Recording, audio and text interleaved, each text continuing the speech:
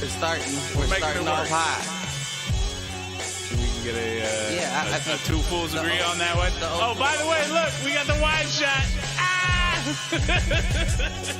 there was you had accountability. Now what I can Now all you need is a podcast and a YouTube channel. no, not even. Where give me the money. Show me the money.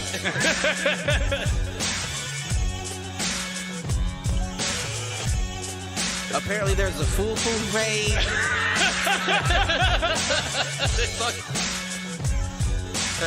Shoot the J. Shoot it.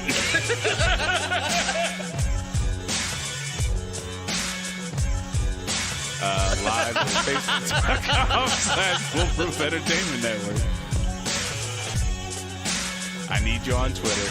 I need you to repost the Facebook pages.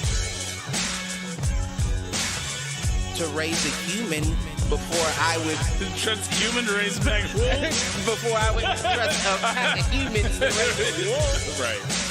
I hear you.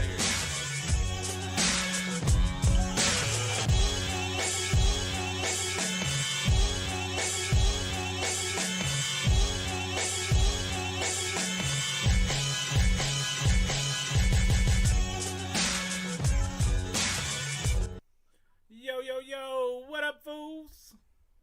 Welcome back to another episode of Do Fools Agree. I am your host, Michael Reggie, as always, here with my main man, Clifford Jordan Jennings. What's up, you fool motherfuckers? What up? And joining us tonight for his EP release at midnight, we've got Keem in the building. What up, Keem? The countdown begins. Let it The go. countdown begins. I'm happy to be here. What it do? Shout out to my mom and my dad and everybody else rocking with me, man. I mean, you got to shout out mom here. and dad, so I get it. Always, man. Happy to be here with the fools, bro. Happy You know to be it. here. Well, we are happy thrilled to to have have you. I'm gonna let the audience in on a little secret. We got to hear it early. We got the links. That exclusive. Exclusive. It's fire, man. It's fire. I like it. I definitely think it's a whole new sound. It's something that and it's not, definitely it's in my mind, like the lyrics reminded me of kind of late 90s, early 2000s hip hop a little bit, but the sound is all new, and it's got a little bit of like almost an R&B vibe. It's got a little bit of everything. It's kind of what I was feeling about it, and you know, we'll get into it here in a minute, but there are one or two tracks that really pop for me, and if y'all stick around to the midway break, we might drop off a little something for you. So I know that's Straight right. like that. Straight like that. Nah, it had I was talking to Cuz the other day. It had like a Afro lit vibe to it. Like I can see that. You know, like it had like a neo soul, new school kind of vibe to it. I don't know how to describe it. That's why I said it's definitely something you ain't heard before. I like what you're saying about neo soul, because it I'm not gonna say it reminded me of like almost Rihanna's like almost reggaeton type shit. You know what I mean? Where it's got that right melody, but the lyrics are fire too. See, I was getting more of a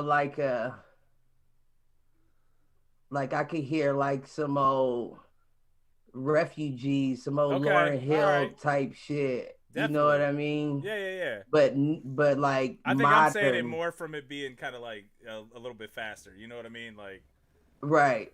So, but I mean, it's definitely something to listen to. Motherfuckers gonna have to tune in for sure. No doubt. So you know, we've got Keem on. So what do you want to tell the people, man? What do you want to tell the people? What was this process like putting this EP together? The best I can tell them is don't make music, stay at work.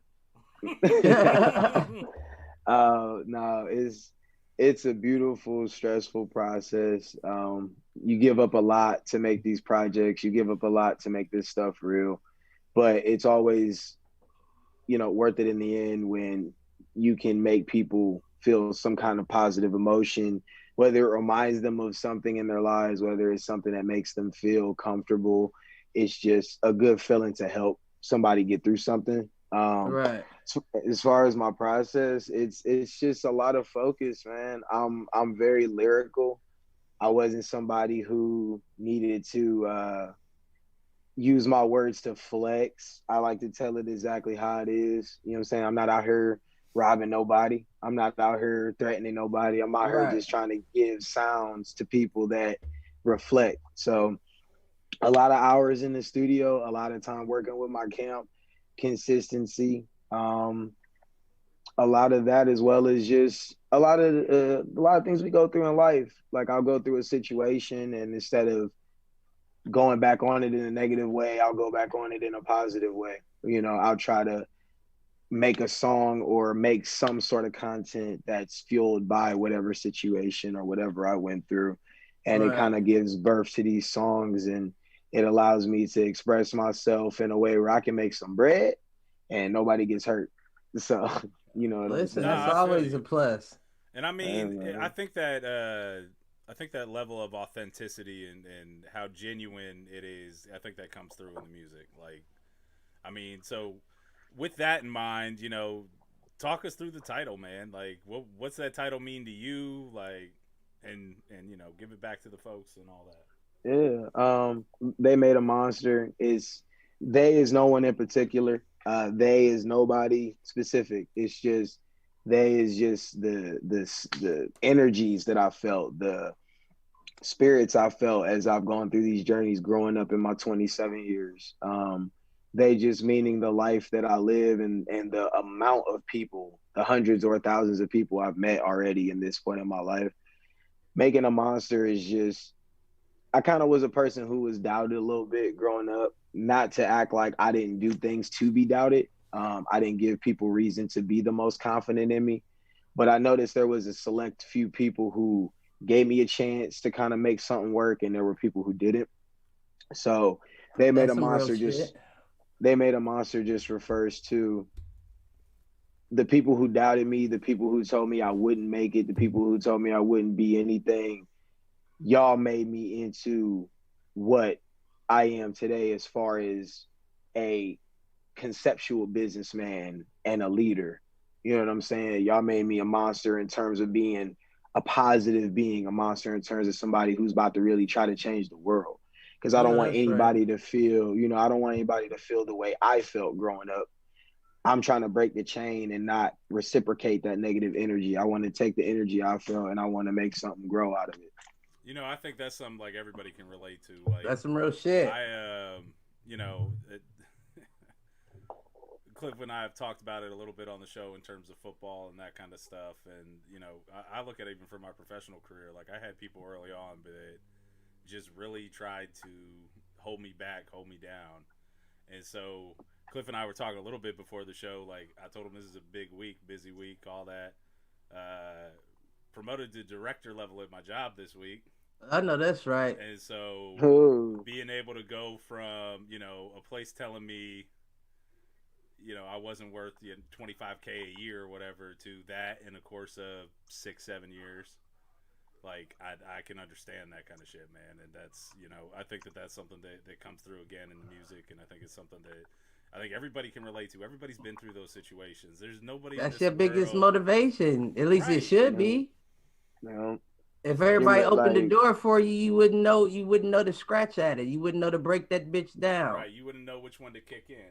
Listen, And I guess that's why on the tape I come off as thankful for becoming that monster. I guess that's why I'm thankful, because like Cliff said, like you both agree, you can't become a leader. You can't become a positive person if you don't go through nothing. Leaders, there's no leader who's a great leader who went through nothing. Right. I don't believe it. I think every great leader went through some sort of pain. Absolutely. You know what I'm saying? Well, I don't think so. It's definitely necessary. I don't think you can reach that point of empathy without having been through pain. Like, and I used to talk about it. Like, the best leaders I ever had on football teams were, and this is teams I've coached and teams I've been on, are the ones that come up hard. Like, they're the ones who lost their dad at, either before they were born or while they were young. And, I was one of those kids. So like that's one of those kind of things that, you know, you have to go through that pain to learn, I think, the empathy that's required of being a leader. Right. I think at the end of the day, being a leader, you know, I subscribe to, they talk about it as the, it's called in agile methodology is a software development term, but they call it servant leadership. And, you know, I don't particularly find myself to be religious these days, but that's, you know, at the end of the day, that's what Jesus was all about, was servant leadership. Like, those of you who would be last among us, like, those are the people.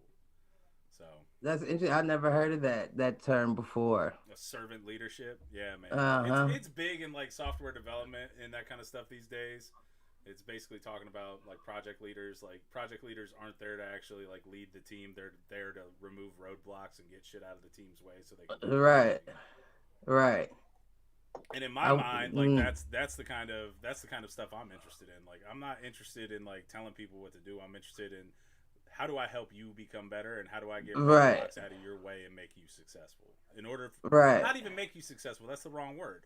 In order to let you become successful on your own. How do you empower somebody to become successful on their own? I think you motivate them in the positive ways. Sometimes we can get misguided in our motivation. We feel like sometimes we accidentally get mad when we want someone to be as motivated as we would be.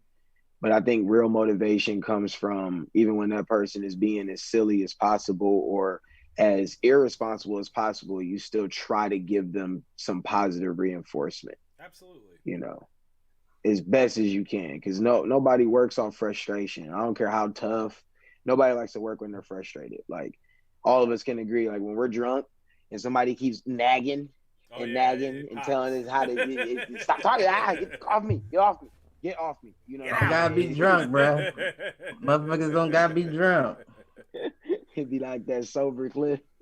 Listen, keep it G. If I'm drunk, I might ignore you.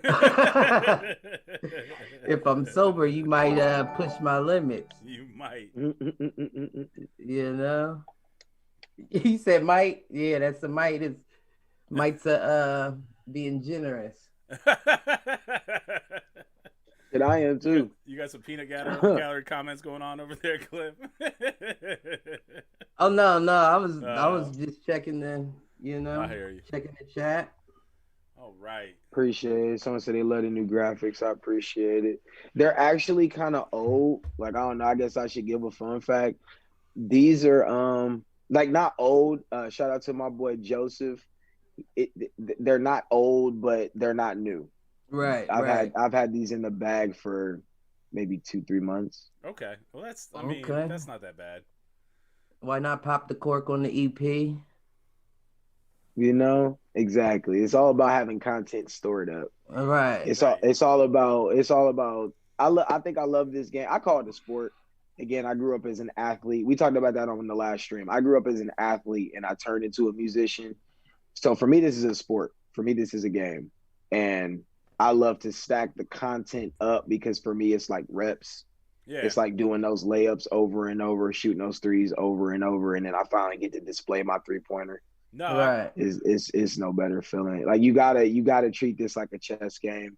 I noticed that if you're too serious in music, you can fail hard. And if you're too soft in music, you can fail hard. There has to be a middle plane that you find where you can deal with the disappointments and the wins. Right. And because if you can't balance both of those, bro, it really will make you go insane. Well, and I think that's something, I think we talked about this last time too. Like, that's something you learn from sports. You ain't gonna win every game. You're not gonna make every shot. Like, being able to deal with those micro disappointments so you can deal with the major ones should they happen. That's important. They talk about that a lot in like the stand-up comedy game too. Like, you've got to be able to go up there and bomb hard before you're a good comedian. Like, right. How do you recover from that setback, that failure, that loss, whatever it is, whether it's sports, entertainment, etc. Like, it's all the same shit, and the same discipline and all that's built across all of that. So or from the same regard from another sense, the teams that you do see that you never see lose you don't see what they go through in practice. Right. Like what I was trying to explain to my little young dude I've been training, like, yeah, the Floyd Mayweathers and all them, you got to understand the best fighter, at least 50% of their career got their ass whooped. Right. They Yeah. might not have been in that ring, but when they was in that But gym, somewhere, somebody was they got busting their their ass. ass for them to get that good. Yeah, it may not have been in front of the crowd. Right. That's one of my favorite quotes of all time. The vision of a champion is not the man drenched in sweat after the game. It's the one drenched in sweat when there's nobody there to see him. Listen. Listen. And it sounds like, Keem, that's kind of the way you approach your music. So I did want to hit up on, so there were two tracks that really kind of stood out to me. It was Old Days and Diablo. And that Diablo felt like it was kind of like almost the mascot. I think that was the term you used, the mascot song for the album. So take us through kind of conceptually what that song's about, kind of what the inspiration was for it, and then anything else you want to add on that front. Yeah, no problem. I appreciate it as well. I really do. Not to give too much. I love when people just kind of embrace it for themselves and get their own feeling. But Diablo is the mascot song. I let basically people know that I am the monster. Obviously speaking, I am the monster of the entire project. It like Diablo was a way for me to say, like, because I dealt with a lot of, like, you know, Keem, you're a problem. You're a problem. You did this wrong. You did that wrong. We don't like that. Not even at home. Like, it was in my social life, really, mostly. And I can admit that I messed up a lot. I will never walk this earth and act like I've never. We're gonna hit on a never specific fucked up. instance. We're gonna hit on a specific instance where you messed up after you get through. Exactly. Like, I mess up, man. I may even if something is not my intention, which this still goes with our situation. Even if something's not my intention, I still genuinely mess up. I hear you. So the monster is me accepting the fact that a lot of people in my life do not like me. I've been called the devil before. I got in an argument with somebody who was kind of close to the Lord. We'll put it in that way. And he literally on the spot just called me the devil, just straight up, like, devil, don't bring that spirit around here near me, kind of like your aunt would do back in the day. And damn. And, you know, I it didn't bother me, but I thought on it. And I was like, you know, I constantly get caught a problem. So again, like I said earlier, instead of harping on something, drinking on something, fighting on something, I made a song. And that's kind of how Diablo was made, is me kind of accepting not what people think of me, but me accepting the fact that everyone's not going to like me. Everyone's Diablo to somebody. Right. So it's meant for everybody. Everybody is a monster to someone. Someone out there is looking at you like, you hang with him? You hang with that guy, that nigga?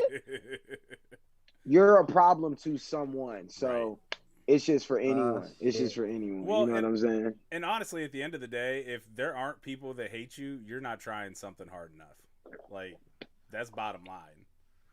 I don't think there is a good leader in the world that doesn't have at least a subset of people that hate them.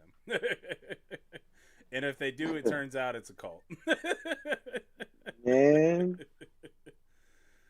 Listen, and the people that do love you, man, they don't always have the best intentions either. That's true. And that, you know, not all the time is it intentional. Like, people, you know, can have the right intentions but take the wrong actions. I hope that's on my side. What's up? Are you chopping up on your side? Because I think we're good. At least it's not skipping on y'all's end, is it? No.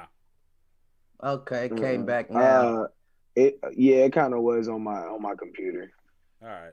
Well, we'll keep an eye on it. I'll tell you, at least on the computer that's doing all the streaming, it seems like we're all right. We're good. Okay, that's all that matters. Yeah. I just wanted to I was tripping for a second, like, oh shit. I mean, the video. When we started dancing, right? The video's gotten a little choppy here and there, but the sound's been fine. And at the end of the day, this is all about the podcast version, right? Oh yeah, it's all good. And everything I hear, and, you know, I know that's right. I've been talking or listening to a couple of different shows lately, and they've been talking about, you know, they're actually talking about putting their YouTube stuff behind a paywall because YouTube just isn't a good monetization platform anymore. And so the way you get it is if you're a music artist, it's just, you know, SoundCloud, Spotify, whatever. And then if you're doing the podcast thing like we are, it's, you know, getting the the subscribers and the downloads on whether it's Apple Podcast, Spotify are kind of the two big ones. So. Mm-hmm. All right, but now I'm gonna put Keem on blast a little bit. So okay, let's talk about this, Keem. Let's talk about it. All right, here we go. I'm innocent. So I'm innocent. Get the I don't fuck know out what of you're here. talking about. So see, what had happened was right. Cliff was letting me know he was it. You know, our boy Malcolm. Shout out to Mr. Shout out to King, Malcolm Mr. and you know, Mrs. before King. you, Mr. and Mrs. right King. before you continue, Don't make me cry. listen before you continue. Last time I said shout out to Malcolm, Malcolm Elijah, and Malcolm and Elijah, and Elijah. I meant Alexis. Alexis. I'm sure. Yeah, I said it. I said his son's name. Listen, he's not gay, ladies and gentlemen. As much as we give him shit about it. Well, listen, if he is, you have to ask him personally about that. You know. So, anyways, motherfucker. I stopped by the bachelor party. They had an Airbnb rented out, and you know, met Malcolm in person for not the first time, because I've met him earlier on, I think, before. He came over your house. Yeah, once I think. He came over your. So I said hi to Malcolm, said hi to our boy Jay, and then I see Keem. And so I say, "What's up, Keem?" And he just kind of gives me the shoulder, like, "Yeah, what's up?" and keeps walking. I'm like, this motherfucker. He said, my album dropping. I'm too good for you. Right. No. And so he kind of blew me off, man. And then I will say, yes, he yes, realized sir. it after the fact and got very apologetic. But at least I'm in the so moment, sorry, dude. I'm just another white boy. I understand, Keem. It's all right. No. Right. Not the case. So in my defense, Mike doesn't look like a lineman, ladies and gentlemen. That was my first time seeing Mike in person. All right. Seeing him in his comfortable, cozy, beautiful podcast, nice dark shaded background that I've seen him in. I thought he was maybe an average size man, 5'8", between 5'8" and 5'10". No. Buddy has the nerves to look like stairs. He looks like stairs. You need to walk up to get to this guy's climate. Okay, he has his own climate up there, right? I didn't expect that, so I'm thinking he's just some big bodyguard for Cliff. Even though Cliff don't need security, I'm just thinking he's Cliff's security. No, it's Mike. It's the genius behind it. It's the right hand of Do Fools Agree. Right in my face. And again, I was very apologetic. I really didn't know. I'm just I'm a tunnel vision person. When I get somewhere and I know my objective, which was food at the time, I was hungry. I mean, we were all having a good time. It was all good. But I had to give you shit about it. Nigga, you trying to break the industry, you better record motherfuckers' faces. I record faces like a computer. I know who the janitor was that was in the building last night. Now, I may not connect the two when I bump into you in your street clothes, but I know you from somewhere. I'm just trying to calculate in my head where that's from. No, but what was the worst part, Cliff? What shirt was I wearing at Malcolm's bachelor party? What shirt were you wearing? He was wearing the Do Fools Agree shirt. Right, you were wearing the Do Fools Agree shirt. But listen, I wasn't a groomsman, but me and Cliff were close enough. We were groomsmen without being groomsmen. I hear you. When I say we were tore up, I had to babysit Cliff. So I'm gonna put Cliff on blast. You coming down with me. Cliff was tore down the night before. And I had to help Cliff not die. I had to help him not die. Okay? Not die. Something about a chip, right? While trying not to die myself. And the next day, I was just spent, yo. I was done. I still feel that shit. Well, no, and I came through. Listen. I came through late too. Like I didn't come by until like 4 or 5. Well, that's how It seemed messed like up I'd we been were. going. This was Right. yesterday. That was the day before. We got messed up last night, and you came at 4. That's a nice gap of time, and we were still just. So Throw talk me to us out. about Throw me this with the chip, chat. Cliff. Talk to us about this chip. All Nah, I heard you about was talking this about chip. Diablo, boy, man. I'm trying to tell you. I don't listen. I don't. That's I why I don't made the song. That's why I made the song. You had that Diablo. I don't listen. I don't Had that- recommend that. You had that That Diablo. shit put me on my ass. I felt like I was gonna throw up everything, Listen, boy. He kept telling me, Keem, I'm gonna die. I'm like, no, you're not, Cliff. Keem, I'm gonna die. I'm gonna die right now. I'm like, Cliff, no, you're not. I'm gonna die. Listen, I know myself, Hakeem. I'm gonna die right here. Like, no, you're Listen. not. that shit was crazy. And somebody showed me a picture That of shit you. was no joke.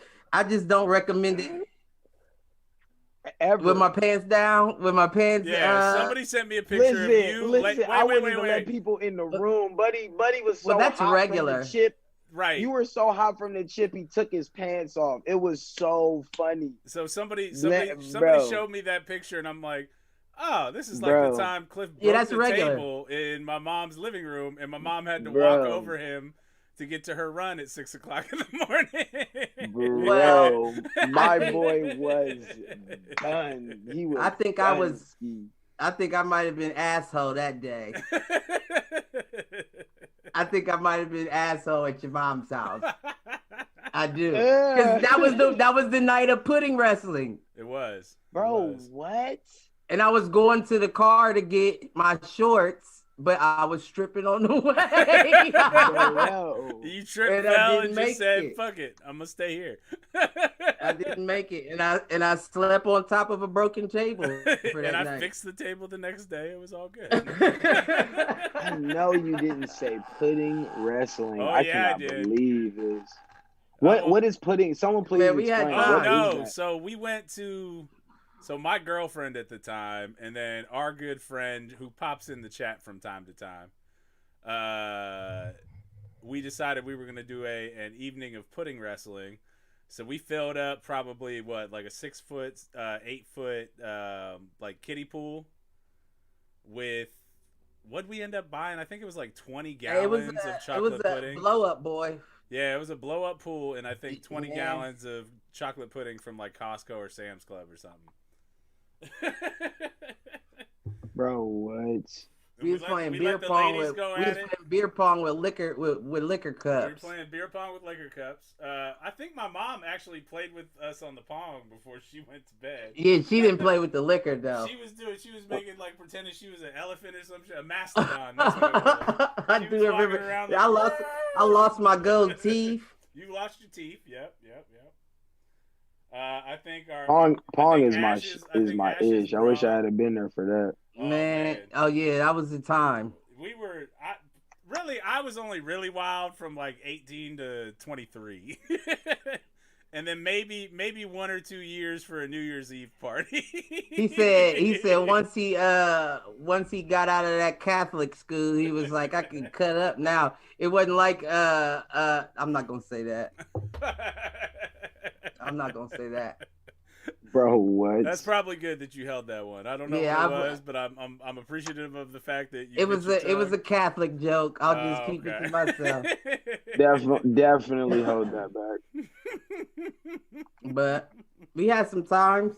We had some times. We did. We had some. I mean, that was back when you were recording a fair amount. Mm-hmm. We were doing quite a bit there, and life goes. Hold on, man. real quick. You good? Handle your business, G. Your life hits you, don't it? Right. Listen, It and seems all to them hit me turn every into Saturday morning. all them turn into is memories. Absolutely. Like the night of, I think Ash refers to it as ice skating in the kitchen. What was that before you got married? Yeah. It may have been the first year I was married. It may have been before. No. Didn't we spill like champagne or something on the kitchen floor? My wife had moved here, but she wasn't my wife yet. This was during Okay. like our engagement, and Big Ant was there. Was I still living there? No, I don't think so. I think this was, like I said, I think this was after Shard. I think it was the first year Shard lived here. So I think it was like Okay. a month or two after Shard moved here. And I feel like you were there, Face was there, Ash was there, Big Ant was there. Was it New Year's? Yes, it was New Year's. Is this the infamous car incident? It might be the infamous car incident. I think it is the infamous car incident. So that could be. Have we told this story on the podcast? I believe, yeah, we have. All right. We have. Where Y'all be having too much where the going cops got on. called and about a car that was running in front of our house, and the cops show up and they're like, "It's registered to a Mr. Jennings who lives in this house apparently." It's registered to the house. This is what the cops said. Oh man, that was That Like, bro, motherfucking what? no bueno. That motherfucking Gordon. We're good. It was probably a good thing Char's the one that answered that door and handled that. Listen, you want to? Okay, do you hear what I'm saying? Her, Ashley couldn't. She was covered in champagne. I mean, in our The defense, fuck? it was New Year's Eve, so you know we were just having a good time. That was actually probably the last like kind of wild New Year's Eve I had. Looking Listen, back, I don't know if we've had a crazy like last year's wasn't bad, but it wasn't crazy. I don't really be kicking it like that on New Year's. I feel like that's the only holiday that I do try to kick it, and it's like a year on, year off is what we end up doing. Like one year it'll be Shar and I passing out on the couch. The next year we'll be out with like 10 people and getting fucked up. that's kind of how it is for me. Like, it's like, yeah, year in, year out. Like, I'm still turned either way, but one will be huge one year, and the next year it'll be kind of chill. Right. I feel like this I'll year be is just going to drunk be on the huge. couch. Everything's been huge this year. I would imagine it's gonna be huge across the world. Getting out of 2020. 2020, no doubt. Exactly. We are going to light this Just motherfucker getting on out of fire. it. Even if 2021 is worse, I'm sure everybody is gonna be happy to get out of 2020, regardless of the situation. So yeah, I might have to turn up this year now that I think about it. Ooh. Might have to, bro. When do we hit our anniversary, sir? Not till like Our the, podcast anniversary. not till like the third week of January. January 22nd was our first episode. Okay. That's not too far away. Nah. And it's not too far after New Year's. You know, it's interesting. Okay. It's New Year's Eve is a Thursday night, which means New Year's Day is a Friday, which means we will be podcasting the day after New Year's Eve. Really? The only way that could be better is if we were podcasting on New Year's Eve and we just had people on Man. the show and drank. And just kept That it would going be- until New Year's. You want to do a 24-hour stream starting New Year's Eve through? That would be stupid, man. My wife would kill me. No, we couldn't do I that. couldn't do that to Shar. I bet motherfuckers would tune in from time to time. Right. Hey, fuck that. We could take over. What's his name's dead now. We have our own New Year's show. We'll steal some viewers from Pitbull. Who's What? Pitbull? Pitbull the rapper? Yes, Pitbull. He's What dead. was he doing with? No, he ain't dead. Isn't Pitbull Oh, the one that my. does the Miami New Year's Eve party every year? Oh no, I didn't know you threw a party or whatever. Yeah, he's like the like king the- of Miami. Yeah, he's Mhm. he's the counter programming to whoever hosts Dick Clark's New Year's Eve these days. Oh. He's the one that's on like Fox or something. It's a little more hip hop. Well, Yeah, listen, he's- you already know I'm on that state property. We can take over whoever's deal. I'm with that action. I actually don't Whoever think that's a is, terrible idea. We should just live stream Thursday. We should just live stream back-to-back nights. Shut the fuck up, Uncle Dave. You shut the fuck up. He said I'm I'll be out sorry. after 4 hours. I mean, That don't mean No I won't be comment. back in. I only need cat naps. Mike just might have to take over for 15 minutes and then say, Cliff, you was out for a second.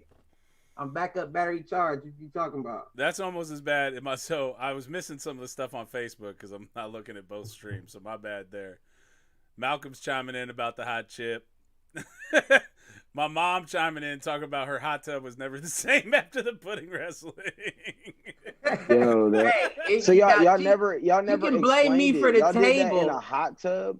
She can blame me for the The table. table, She but can't not... blame me for the hot tub. No, I'll okay? take ownership for the hot tub. So it wasn't in the hot tub. It was we We went in had the a hot tub pool. afterwards. Yeah, we had like a Right. blow up kiddie pool that the girls wrestled around in. I think I got attacked into it. I think our boy was Dean.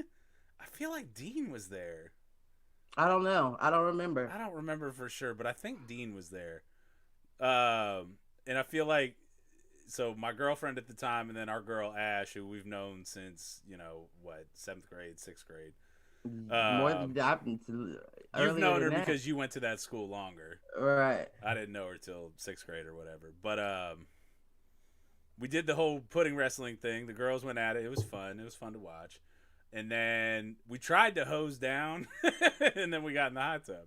Apparently, we didn't hose down very well enough. And I tell you what, I'm sure y'all didn't hose down well enough. Once chocolate pudding gets in your hair, it doesn't come out easily. I bet. Those are good times. Those are good times. That was the final blowout at my mom's place, I feel like. Was it? Yeah, because I think that was the summer between freshman and or between high school and freshman year, or no, it had to be between freshman and sophomore year based on the girl I was dating at that point. Yeah, it couldn't have been fresh out of high school. So yeah, it was between Y'all freshman and boys sophomore too. year. Wow. It was a good time. We had some fun times. We had some time. We still have some fun times from here. We don't have times like those times. We had some times. Oh man. So what else we got going on, man? Other than the fact that the Bills are back on the winning streaks, they after knocking off the Jets. Man, these fuckers had to kick like 7 field goals to beat the Jets. They could not score in the. That sounds like Buffalo. Could not. Now that sounds like the Buffalo I know. It does. I'm not arguing with you. No, you still beat the Jets. You still beat the Jets. We did. In my book, but that sounds like the Buffalo I know. Right. And you probably missed 2 of the 7. That's exactly right, actually. Right. And unfortunately, it was the short ones. Right. That's that. Now that I probably would have made that bet too. he made the 53-yarder. He couldn't hit the 34-yarder. Like what the fuck? I probably would have made that bet too. Man. But fuck Buffalo. I don't know if. I'm sorry. Finish your thought. What were you saying? I know. No, that's all I got. That's all I got. Okay, I was about to say. I don't know if I gave my guy his P's.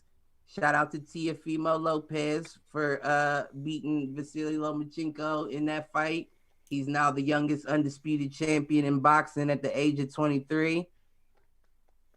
He gets P's for that. But the only reason why I'm bringing him up is because my favorite fighter right now is fighting tomorrow night on pay-per-view. I'm not buying it. I don't have the money for it, but I'll watch the prelims. That's Gervonta Davis versus Leo Santa Cruz. That's going to be a great fight. It's his first pay-per-view. Let's talk. Let's talk after the show. Let's see what we can do. Okay. I've still got actually I need to renew it, but yeah, let's talk after the show. We could do that because let me take that back. Let's talk tomorrow afternoon, so I have a chance to see what our schedule looks like.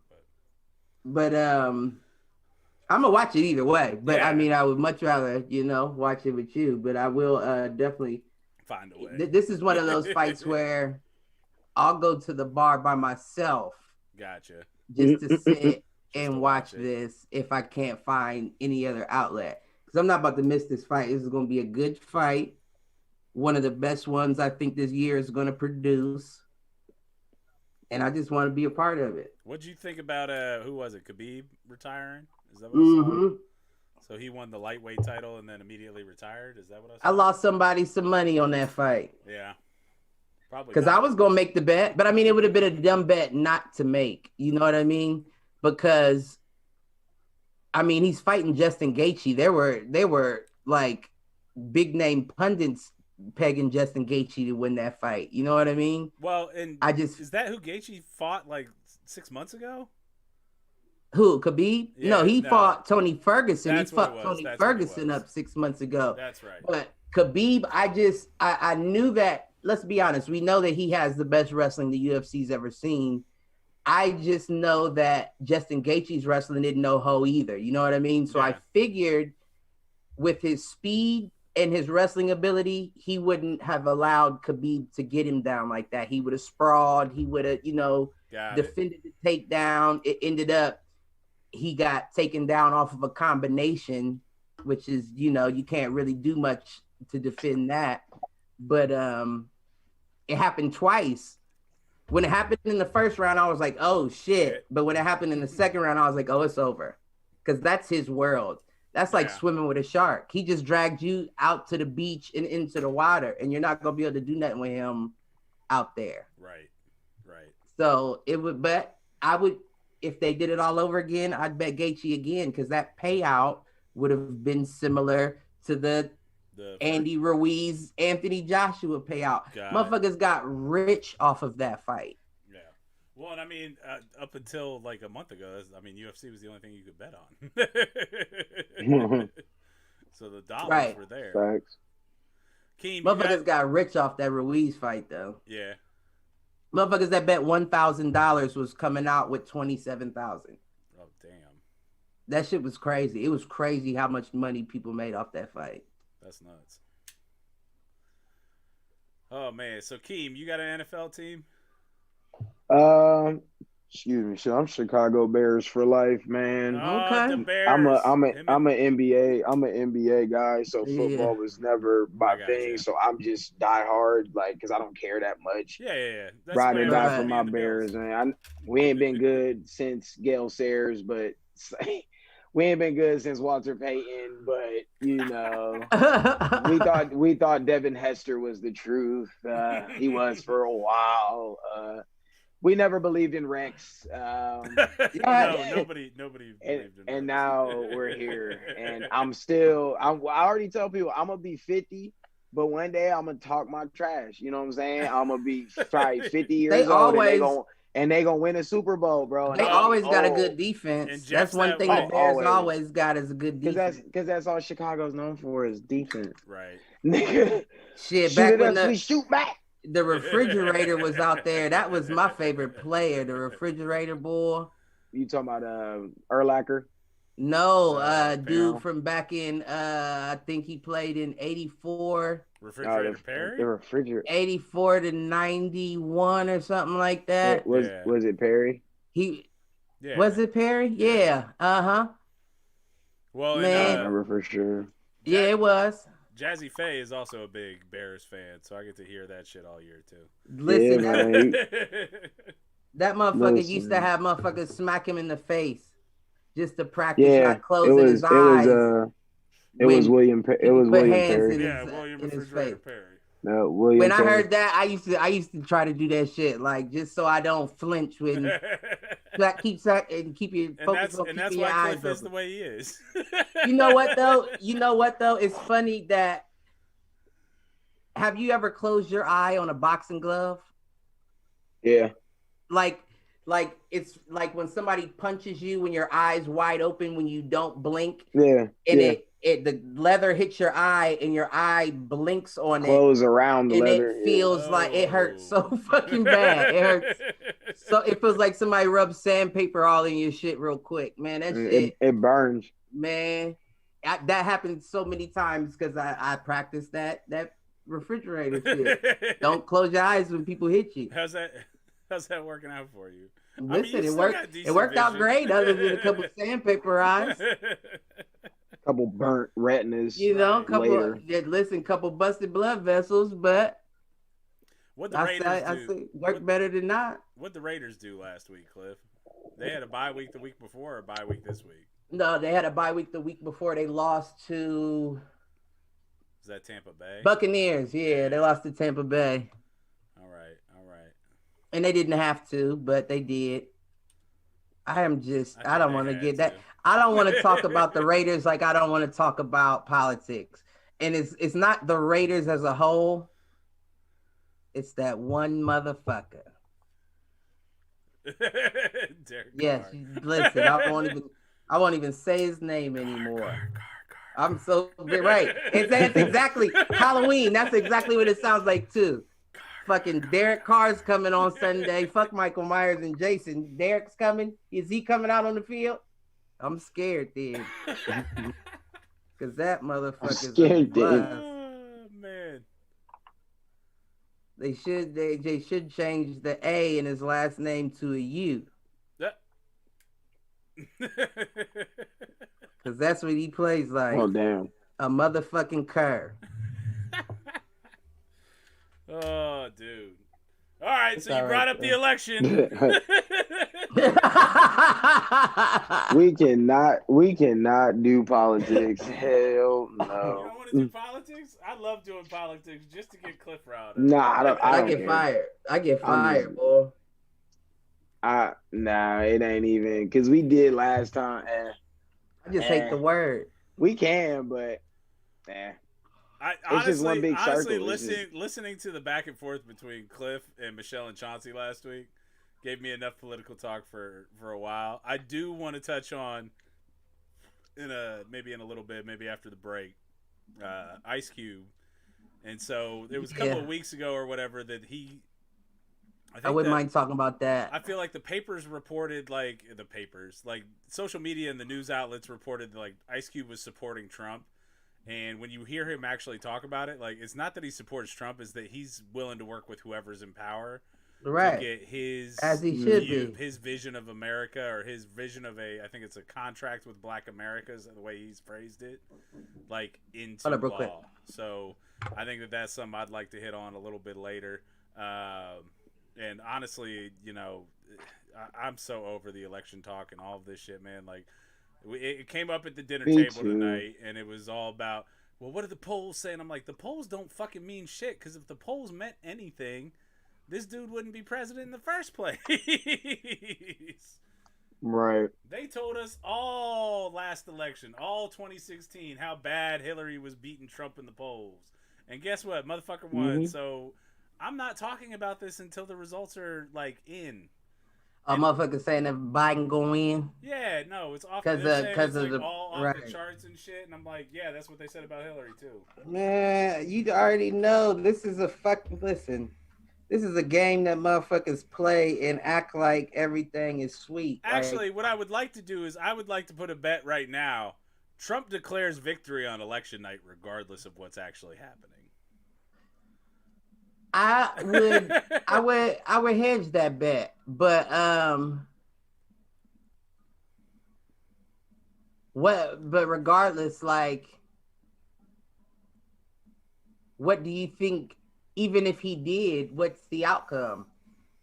I mean, at this point, I still think it's a toss-up. I think there's a lot of talk right now about it being... No, I'm saying what's the outcome of if he says I'm president regardless?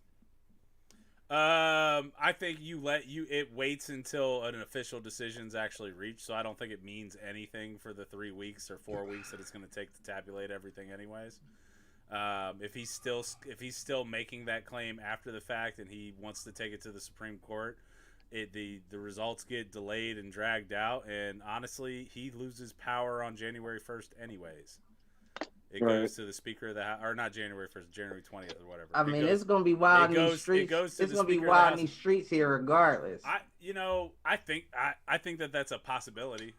I'm not denying that. I hope it's not, but I think it's a possibility, and what terrifies me is, the police force all supports him in the first place, so listen, they're gonna have the backs of the militia. It's really one big battle of it's one big battle of lesser evils. That's kind of why I don't like talking about it, because it's like we're at a point now where there is, like, not to be childish, but to use the proverbial term of hero, proverbial. Oh yeah, there's no hero. That there's no hero anymore, and it's like you're literally having to vote with an anxiety because you know that either way it goes, we're just going with what's not worse. Right. That's all we're going with, and that's kind of crazy. Like, I feel like that's how it's always been, but I feel like it's kind of morphed from you're picking based on your opinion and what you think the world should be like. Either one's good, but it's an opinion. Right. Now we're voting on, like, livelihood. But I'm the kind of person that already thinks ahead of time. There's other countries that have already been living like this. True. America is just becoming one. Right. You know what I'm saying? There's countries that have been voting like this and having to deal with lesser evils for hundreds of thousands of years, whatever, hundreds or thousands, I'll say, of years. So this community is just about to have a big shell shock.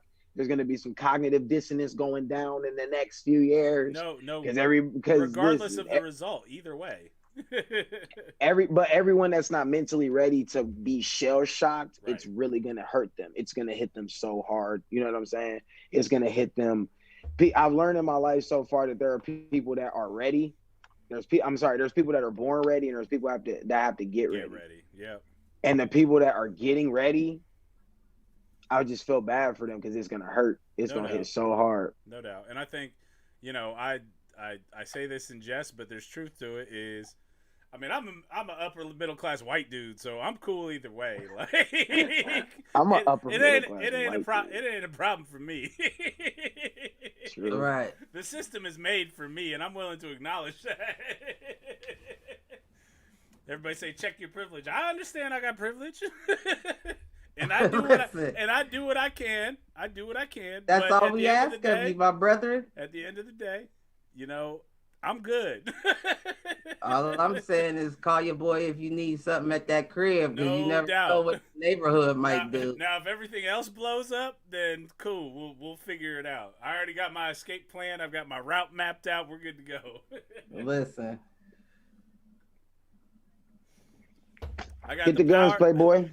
Do you remember that video, Cliff, back in the day? What video? OJ the Juice Man. It was like when I was in high school. So you were like 38. He was like, "Get your guns, Playboy. Get your guns. OJ the Juice Man. Get your guns, Playboy." No. Listen, that shit. I don't know nothing about that. Bro, I used to because you was 42. Man. You never heard of OJ the Juice Man? You never heard of that rapper? I just was never no Juice Man fan. Me neither. They were making fun of him. It was like a video making fun of him. It was like, OJ the Juice Man. Get your guns, Playboy. That's what we gonna have to do soon. We got to get the guns, Playboy. Listen. Nah, I mean, motherfuckers don't gotta get them. All they gotta do is reach. They already got. We just gotta reach for them. Either way, like Malcolm's wedding, like Malcolm's bachelor party. Listen, they were everywhere. I was surprised. Motherfuckers got down like that. That made me feel comfortable though. Listen, I was like, because the mind was definitely on me as well, but I just felt comfortable. Like, okay, everybody on the same accord. Y'all were ready for shit to go down. Listen, I remember when we couldn't get back into the house, and I'm like, dude, is your strap in there? Right. Listen, I subscribe to the nobody is pop smoking me. I will never sleep in nobody's house without my strap. Nobody I don't know. You mean I'm just sleeping in a stranger's house and I don't have nothing on me? No doubt, especially when you know the whole neighborhood knew what was going on at that house. So.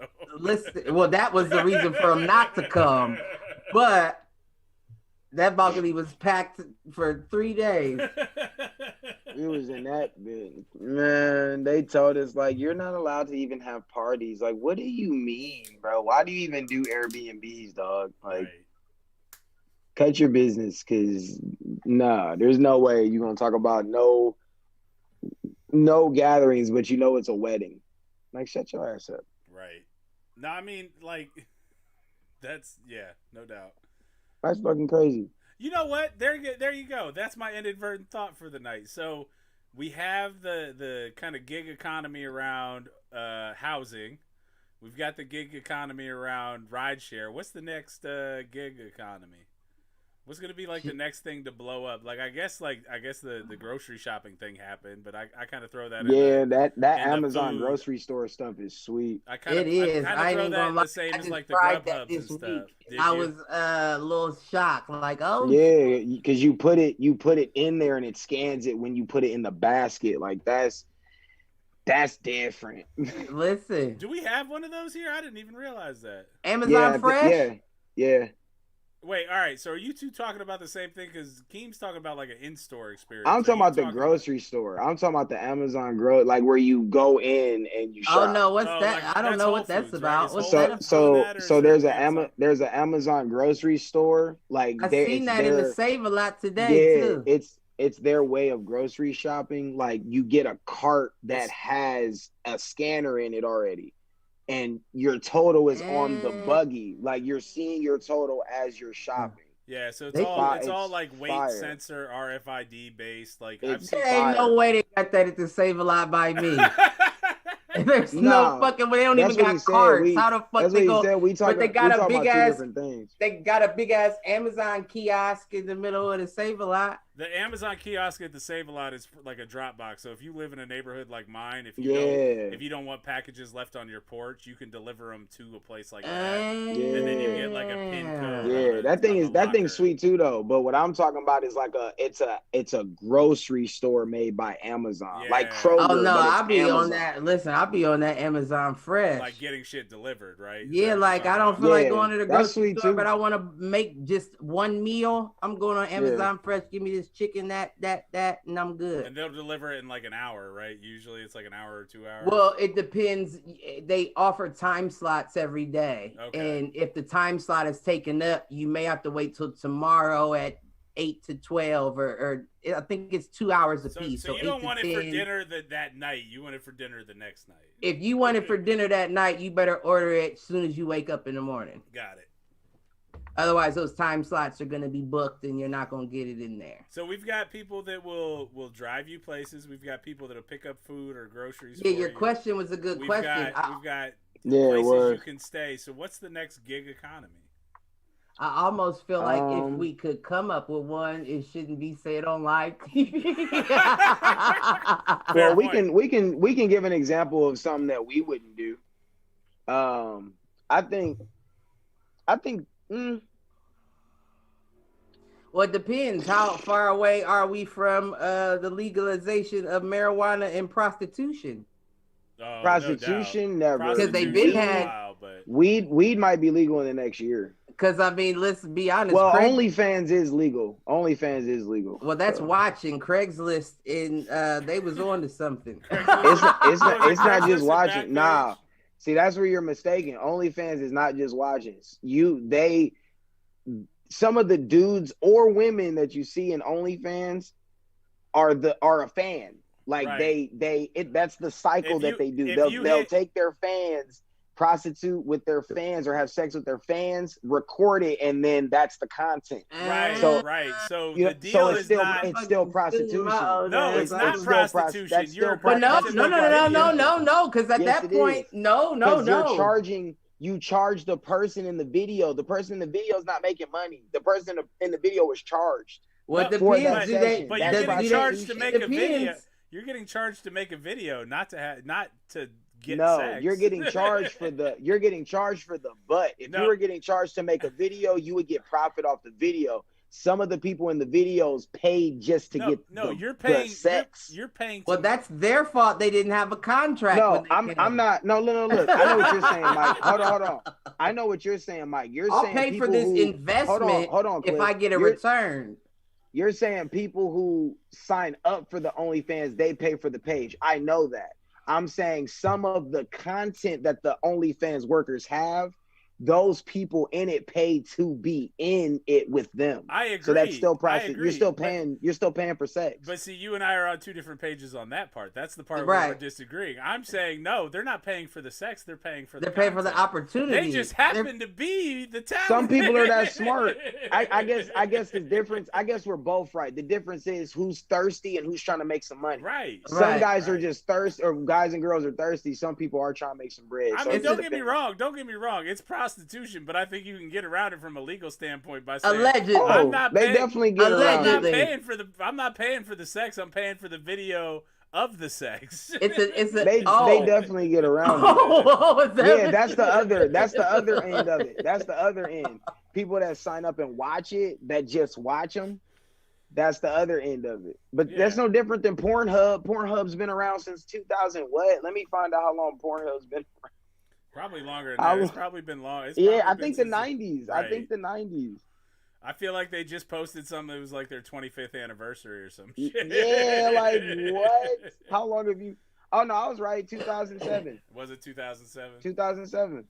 So maybe it was their 15-year one that I saw a little while. I mean, I obviously I don't frequent it or nothing, but hey, we are. I asked him about the podcast and he stuttered. He was talking about Pornhub. That motherfucker knew. This is a no flex, ladies and gentlemen. Listen, site last week. This is a no flex, no judgment zone, my friend. Listen, you already know. You know what? You know what I'm trying to turn into the next gig economy. Although with the new job or with the new title, it's going to be a little harder because I think I'm going to be a little busier. I'm trying to turn this podcast thing into it, man.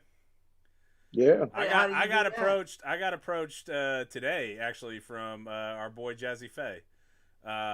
He wants to start one up, and I'm like, I'll help you get it set up. You have to post your videos on my YouTube channel, but right. And I talked to my stepdad about that. Actually, that's the one I'm waiting for. That's honestly, I want him as a guest over the next month. That's what I want. I want Mr. Taylor to come join us.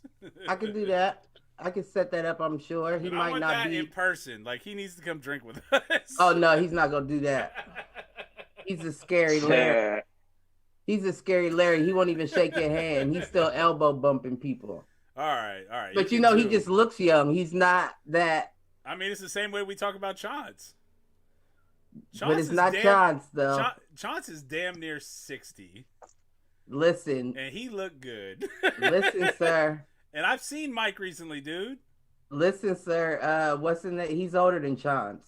Is he really? I don't know. Yes, he just looks like that. No, I mean, don't get me wrong. Mike looks young too. Like, I ran into him. Oh yeah, he don't crack neither. He been that same milk dud since I known him. And he's still fucking. He hasn't aged to me. No, but when I say he's older, he looked just like he did when we were in middle school, high school.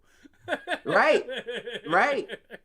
I told you I ran into him a couple weeks back at Lowe's or whatever. And we still lift like a fucking maniac. I know. And I'm fucking jealous of it because I told you about the back issue that I was having. That's inspiration, though. It is. Did that ever get better? It's gotten, it doesn't hurt when Uncle I lift. Dave, you right, boy. I'm telling you. It does, it doesn't hurt when I lift as much anymore. It's still hurting when I go for a walk or a run. And now I'm starting to wonder if it is the shoes, and I just... Yeah, I don't think it's what you think it is. I don't think it's as serious. I think it's a minor adjustment you could make. Yeah, and you're probably right. I will tell you though, as it started feeling better. So of course, when your back is hurting and you're scaling back on legs, what do? Right? If you still want to lift, you go on upper body. Yeah. So I'm doing fucking bench press, and I feel a snap in a. I know exactly. I know exactly what you're talking about. I know exactly what you're talking about. Oh man! And I tell you what, I tried to do tight for 2 weeks. I tried to do a $135 in 5 sets of 10 or 10 sets of 10 or right. Whatever. Just some quick shit. $135 just to work it out, dude. I had to stop after my 3rd set this week. I'm like, is your shit still tight? Oh yeah, it's gonna take a few weeks. So. If it's not one, it's the next, and I'm just getting old, man. I just gotta accept it. You know what though? It's funny is all my injuries come from shit I know I shouldn't be doing. You know what I mean? Like shit that it's like you just know you shouldn't have been doing that. That was not a good idea. That was right. It's not about how old you are doing something. You just shouldn't have been doing that. I mean, listen. I'm Shut a up, you 27-year-old. No, right. not like that. Just talking injuries. Like I feel great. I don't have none like that, but I blew out my knee when I was 16. Ooh. Like I tore my meniscus and ruptured my ACL. And then I was just Steph Curry with the ankles, through my basketball career. Yeah. I've had so many sprained ankles, dude. I've rolled my ankles I so really many times, listen. no Oh my left. God, I easily have the ankles of somebody 10 years older than me just because of how many times. I'm built for it tough for real. The only time I ever broke a bone was getting shot and re-breaking that bone, but not other than like hands from boxing, like breaking like knuckles. I was about to say I've only broken 2 bones in my life. One was the leg that ended my high school football career, and then the year I got engaged, where it's always I the put year my hand through into a brick wall. Oh, I do remember that. Those aren't real though. Those are boxers fractures. Oh, like that's you can't exactly do what it was. you can't do anything with that, but just let it heal. Soak your hand in Epsom salt, let it heal. Yeah. But it's not like cast it up. You know what I mean? But outside of that, and I post it probably once a year. My highlight film from college. You can see it in some of the close-up shots. Like I'm literally taped. I've got my elbow taped like this to keep it from. You was all broke up in college. I've got the hip flexor tape that you can't see. I've got my wrist on the other hand taped because I've torn the cartilage all through here. Yeah, you was all fucked up in college.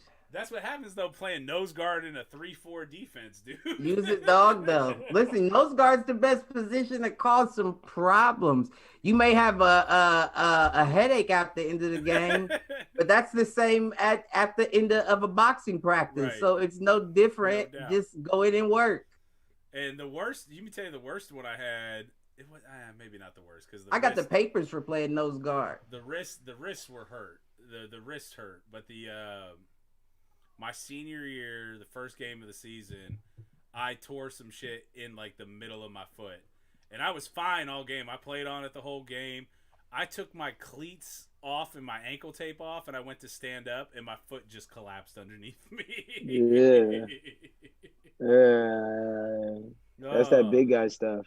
Right? It makes me happy I'm small sometimes. Like you little motherfucker.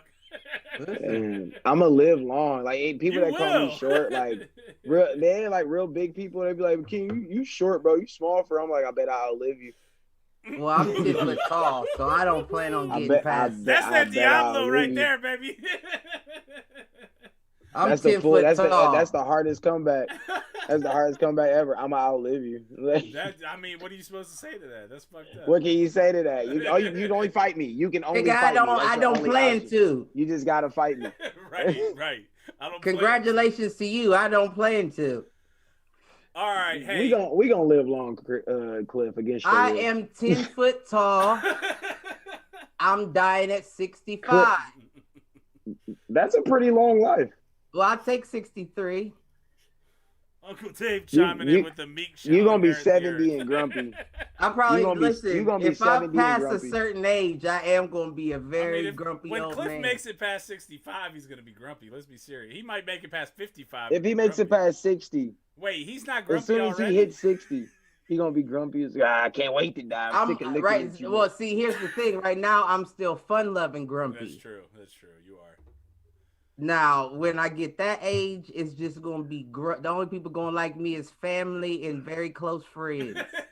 and kids, because kids like messing with old men. Listen, and I'll kick a kid. And Cliff love the kids, so. Listen.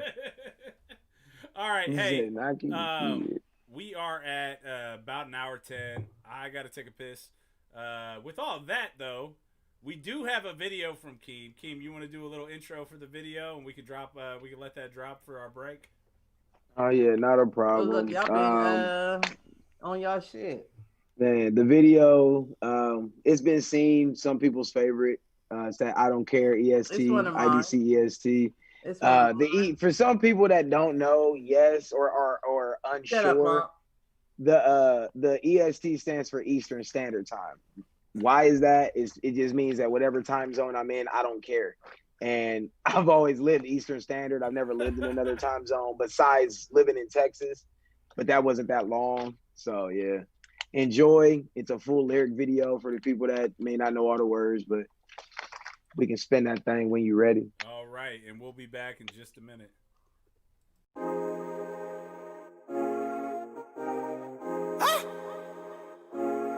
Prince King.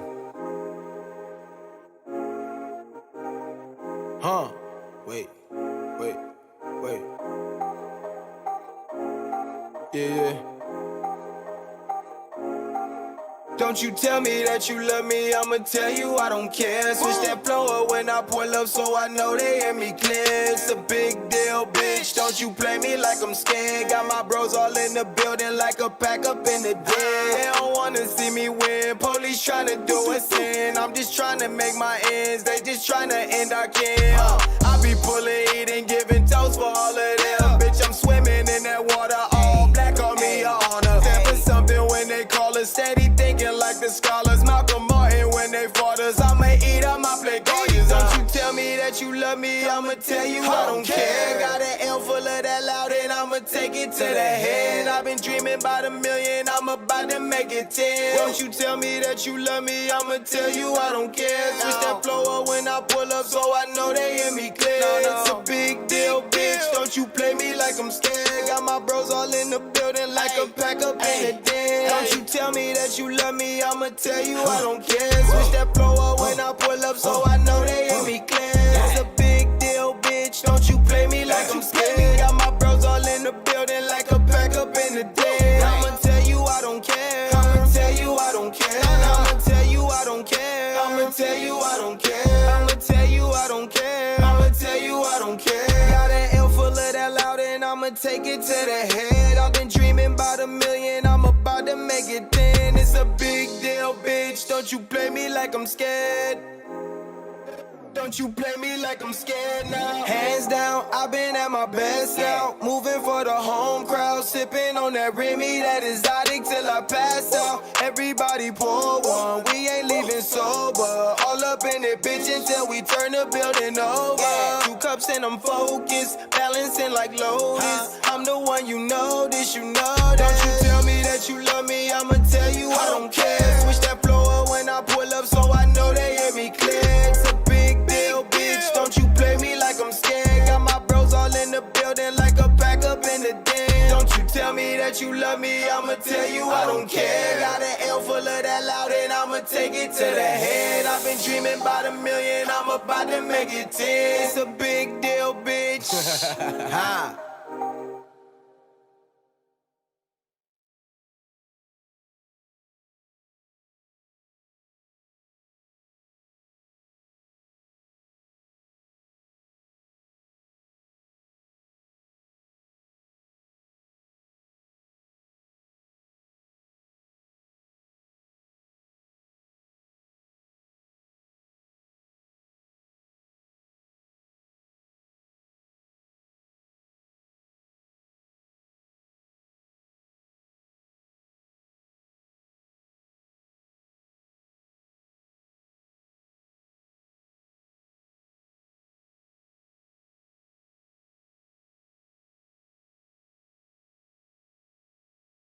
Toxic loves, kind of, where some people have been in a situation where like a person does love you, but they only love you when it's convenient for them.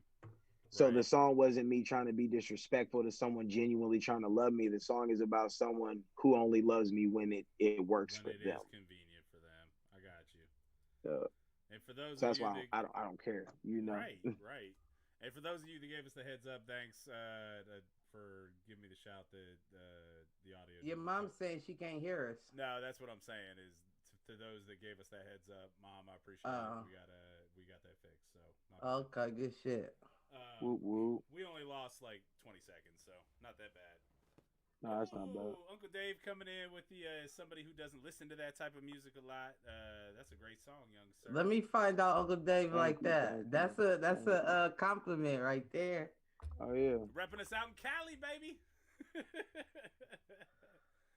I think Uncle Dave has worn our shirt. There. I think Uncle Dave has worn our shirt since the day we gave it to him. So, man, that's my nigga G to the time. If you got some swag for Uncle Dave will just rep it out in Cali for you. Listen, you sure will. That motherfucker post it and everything. He's good. That's my guy. I can definitely do that. I have phone cases coming and I have merch coming. Simple stuff like hoodies and stuff, but the phone cases are kind of the big thing I'm working on right now. All right, well, let me know about that because I could always use it. Yeah, listen, I have a prototype. Ooh, I rock my shit. I like that. Yeah, I'll put that bitch on. No doubt. You know how I do. I rock my shit raw like Cliff need a case. Look at that shit. I Listen, rock my shit Cliff. for all like listen, but you don't know how many times I didn't drop this outside and was like, ooh, my phone. It's Now, if this shiny. was black, you hear what I'm saying? If this was what I usually rock with, this would be gone probably 3 times over. Like the OtterBox, the thing is I can throw this bitch against the wall and it'll be all right. Well, see, my thing is my hands are sure, baby. I don't miss. Well, you got to remember I was a lineman, so I can't catch for shit. Listen, I can drop this right now and it'll be caught between my legs before it hits the ground. Yo, Travie Awesome out there. My What guy. up, Trav? Yeah. Shout out to Trav on his new work.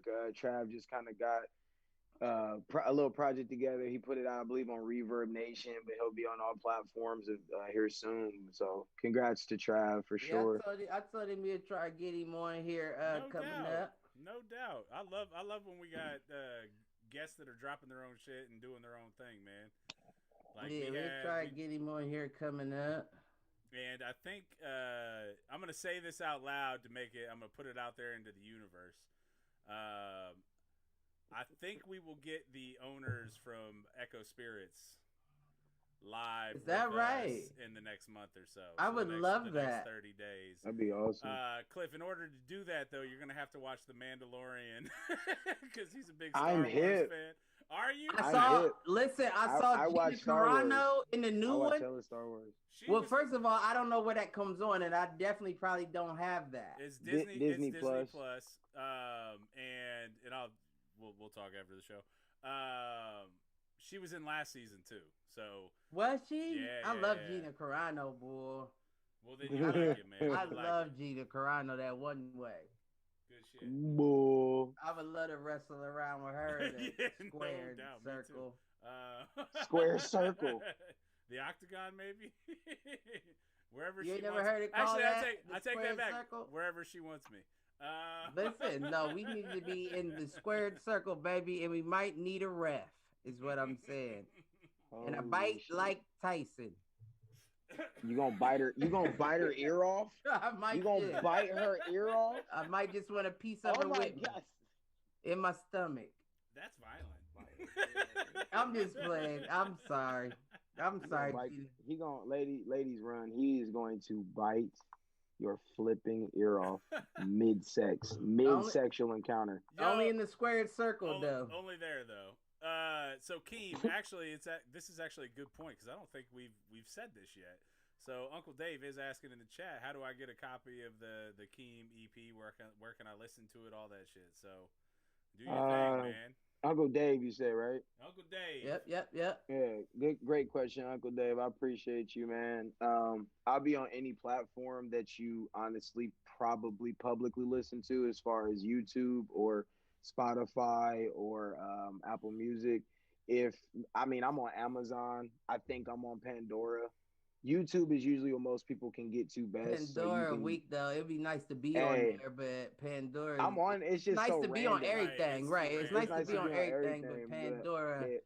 I just know some people only rock with Pandora. Some people only rock with iHeartRadio. Like some people really got that going on. But YouTube's probably going to be how he finds me, or Spotify. Either any of those work. Just put in K33M. So Uncle Dave, they don't have. He's not producing any 8-tracks. He's not producing any cassette tapes. Right. So, I can make him a CD. If he wants a CD, I can make him a CD. Oh, there you go. He says it make you a CD and all. That's love. The deal is, though, he has to listen to it, though. He has to try to listen to it on the internet. Oh, he will. I'll make him a CD. I'll make him. He will. If he asking, he interested. And once I can everything, make a hard copy too with the cover on the CD and all. So I'll get that for him. honestly, once everything drops, give me the link and I'll make sure I post it to our channels. I And all got that you. Shit. So As soon as I'm on. I'm on their time at this point. Literally, it's midnight. I did my job. They have it. I got approved. Everything went through. I think I had one mistake that I corrected, sent that back, got approved. So good shit. When midnight comes, it's accessible. This is what I tell all my fans. So this is something I want to tell people. Even if there's not a lot of people watching at the moment, a lot of people are going to watch this video at some point. I love all of you, but I cannot always send my links. Y'all know my name. I made my name easy so people can find it easy. It's my name on top of that, just with 3s. Search my name. it's always there on time. I do the decency for my people that like my music to always be on time, and I always give y'all a time frame.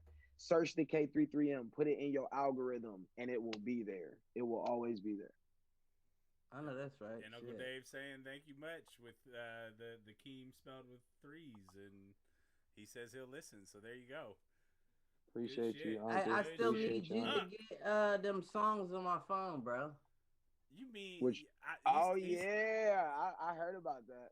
I need my songs on the phone. I can't listen to my own songs. You got to be here and you got to give me your phone. That's all it takes. Well, Char's gonna give you the blessing. I'll be there Saturday. Because she wants to see my pretty little face, and I want to see her prettier one. Well, you know your nephew wants to see you, so. That's my guy to the end. Dude, I got a story about him after you're done. Go ahead. No, I'm dying to hear this story. Oh shit! So today was he could wear his costume to school. All right, and it's like the half the kids thing, right? So there's a group that goes on Monday, Tuesday. There's a group that goes on Thursday, Friday. And I guess Shar knows this teacher. His teacher knows Andrew's teacher. Does he have a problem with it? No. This is her. It's her, and she's cool. She's good people. Anyway, so Shar goes to drop something off to his teacher because, again, we're friends with her kind of outside of school before. Right. It's not what's her name, is it? No. But she's around too, and she stops by and messes with Andrew too. But so she drops something off in her classroom, and while Shar is talking to Andrew's teacher, Andrew, I guess, got up out of his desk and went and like hid near the teacher's desk, thinking that he was gonna be able to like sneak up on his mom or something. His teacher went back to her desk, and he popped out and went, boo! And apparently the scream could be heard through the entire bottom floor of the school. And so Andrew scared the shit out of his teacher. I applaud. I applaud. I mean, I don't disagree. I had to text his teacher and be like, so I heard my son scared you today. I applaud. I have to apologize because we've been practicing that with his mom. Listen, I applaud that. That could have went left real quick. I was thinking she was gonna scoot her chair back in and hit him, feel him under there, and be like, "Oh shit, he's sexual harassing! Get him out of here!" Oh man! But no, get that grown man out of this kindergarten class. Right. I knew he was 18. You know he's a full like. At least half a head, if not a full head taller than everybody. Dude, he is fucking solid. My son is 4'2", probably 85 to 90 pounds at this point, and 5 years old. He bigger than Keem already. I know some people. He could once we get that punch together, he could knock Clinton out right now. That's not even not true. I tell my friends' kids all the time. Every time I see him, like, "Oh, he almost bigger than me tomorrow." Right. Every time I see kids, even your daughter, I be like, "Oh, she's gonna be taller than me next week." Shit, listen. So because I've been a little roughed up the last like 3 weeks of my own doing. Right. My son can whoop my ass right now is what happened. Is that I bet. He tried to do something to me the other day, and I tried to put him off or push him off with the bad arm, and my arm just collapsed. And he just stopped and looked at you like, that ain't the man that raised me. What's wrong? I looked at Shar and I'm like, Shar, we are going to be in trouble because I know he's big, right? Like, and Shar and I have the fears about him being overweight and that kind of shit. He is also fucking. I don't know. He's not gonna be overweight. He is solid as shit. He's not gonna be overweight. Like he may be for a period in time, and if it is, I say from 10 to early 12s. But then once he starts growing, he's gonna be looking like fucking Brock Lesnar. I'm telling you. That's my whole thing. Like, I look at him and I'm like, he's not gonna be. I know you probably don't remember. Like, and actually, you probably. I remember you back then. I was a fat kid. Like, I was round. You wasn't fat. He is. No, not you weren't round. he is you not weren't round fat. like I was. I You had were a belly. always always taller than everybody else too. was. So that's why you weren't fat, because I was your bigger than height everybody. took away from your Yeah. weight. But I had But you, had a big belly. I did. well, I mean, I don't know. I didn't pay attention. Grade school, middle school. I like up until You I weren't got as- to middle school. I You had a weren't big as belly. active as he was either, though. That's true too. And that's what I'm saying is that even though he's big, like he's heavy, He wants to be active. He is solid, dude. Like he's gonna be. I'm telling you, shit. You gonna have. Listen, if we can get the right mentality in his head, you're That's gonna the have a thing. monster on your hands. And I think he's got. It's funny because Uncle Greg rounded back the Keem. You gonna have a right. Play him the mixtape. doubt. I didn't hear too many profanities.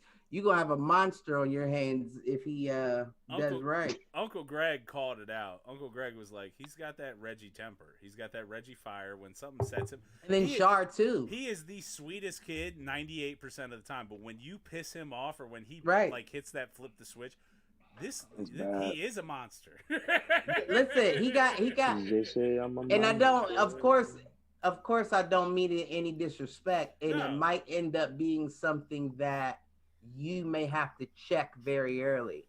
But he has a fire in him that you didn't have in you. I'm with you. I honestly didn't have the fire until my father passed away, and even then, somebody had to bring it out, right? And then even then, it really didn't hit until high school. When I remember the exact moment it came out. Oh, what do you got? I'm not gonna say it out loud. Go for it. What do you got? Without your, permission. You've got my permission. I remember when your dad died, and I'll never forget. I don't remember his last name. Dude, Elliot. Yep. I know exactly what you're talking about.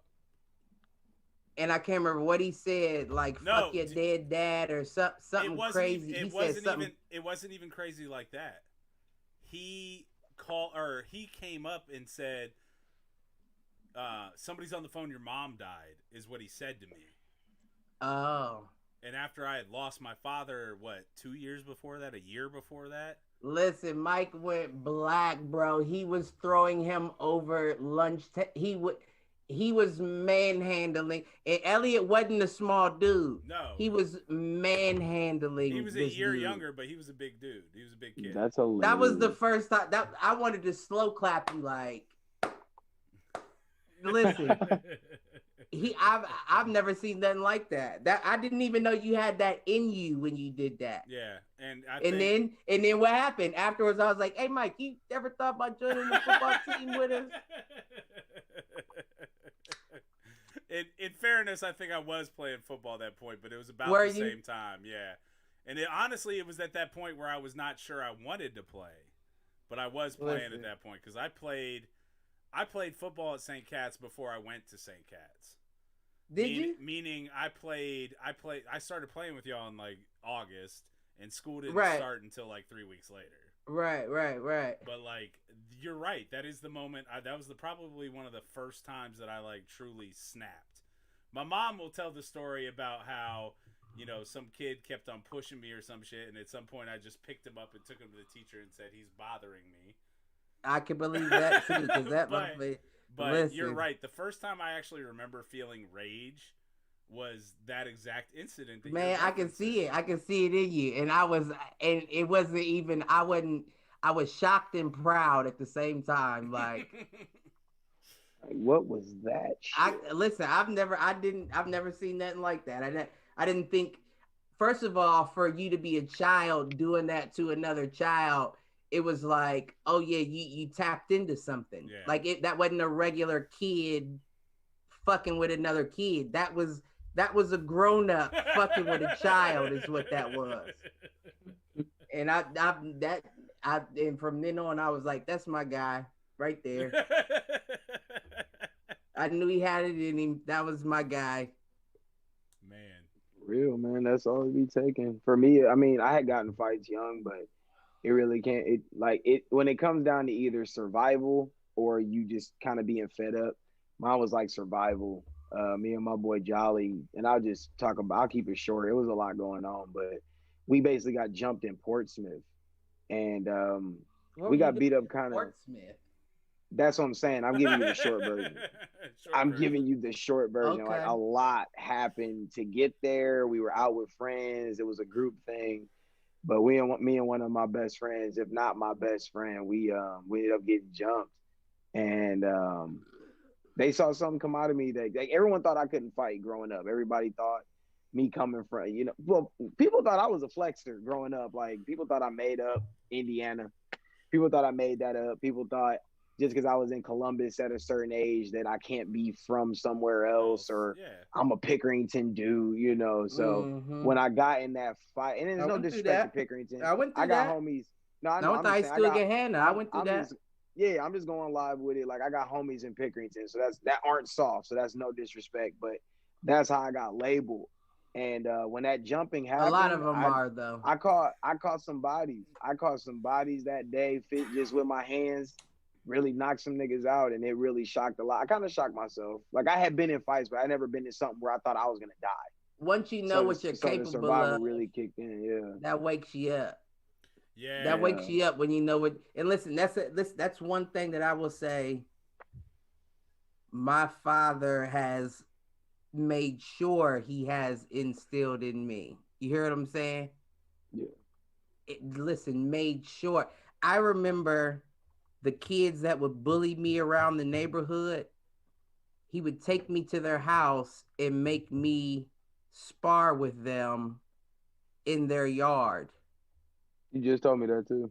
Not like hands, not like bare hands, because we were kids. And he's talking to other people's parents too. So he would bring gloves and we have to spar. And it didn't matter how many times I lost. I can remember a few times. I didn't lose very many because I got the picture very soon. I'm going back tomorrow. You hear what I'm saying? I'm going back even when their parents don't want their kid to fight anymore. And my dad's making us fight in the front yard until I learn how to. And then after that, it was like, yeah, I can't lose because I'll be right back here tomorrow. And it took a while for me to lose. Yeah. I've only lost in a professional setting, like in the ring. Never lost outside of the ring. I've tied, but I've never lost. I hear you. And I mean, and there's only one man I tied with, and I would like to get him on here too. He's a little, I don't know how much he could talk about on here, but he would be very funny and interesting to have. Those are my favorite guests if they actually talk. Oh no, he'll talk. I just don't know how much he can talk about. I hear you on that. No, I mean, for me, I was lucky because the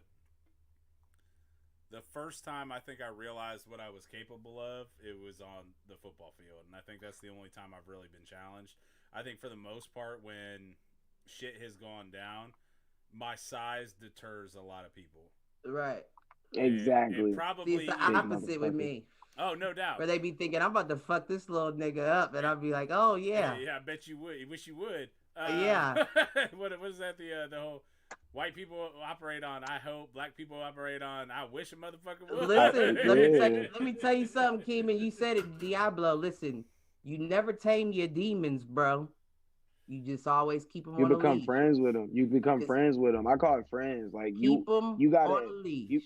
You gotta accept your dark side as well as your light. Like it's your dark comes with your dark comes with your light. Your yin and your yang. Right. People feel like they either are afraid of their demons or people feel like they're afraid of their demons or they have to eradicate their demons instead of understanding that I want to know part of it's part of you. You want to get to know that and control that because that's when you're at your most powerful. So we got to understand each other. So you got to understand me and I got to understand you, G.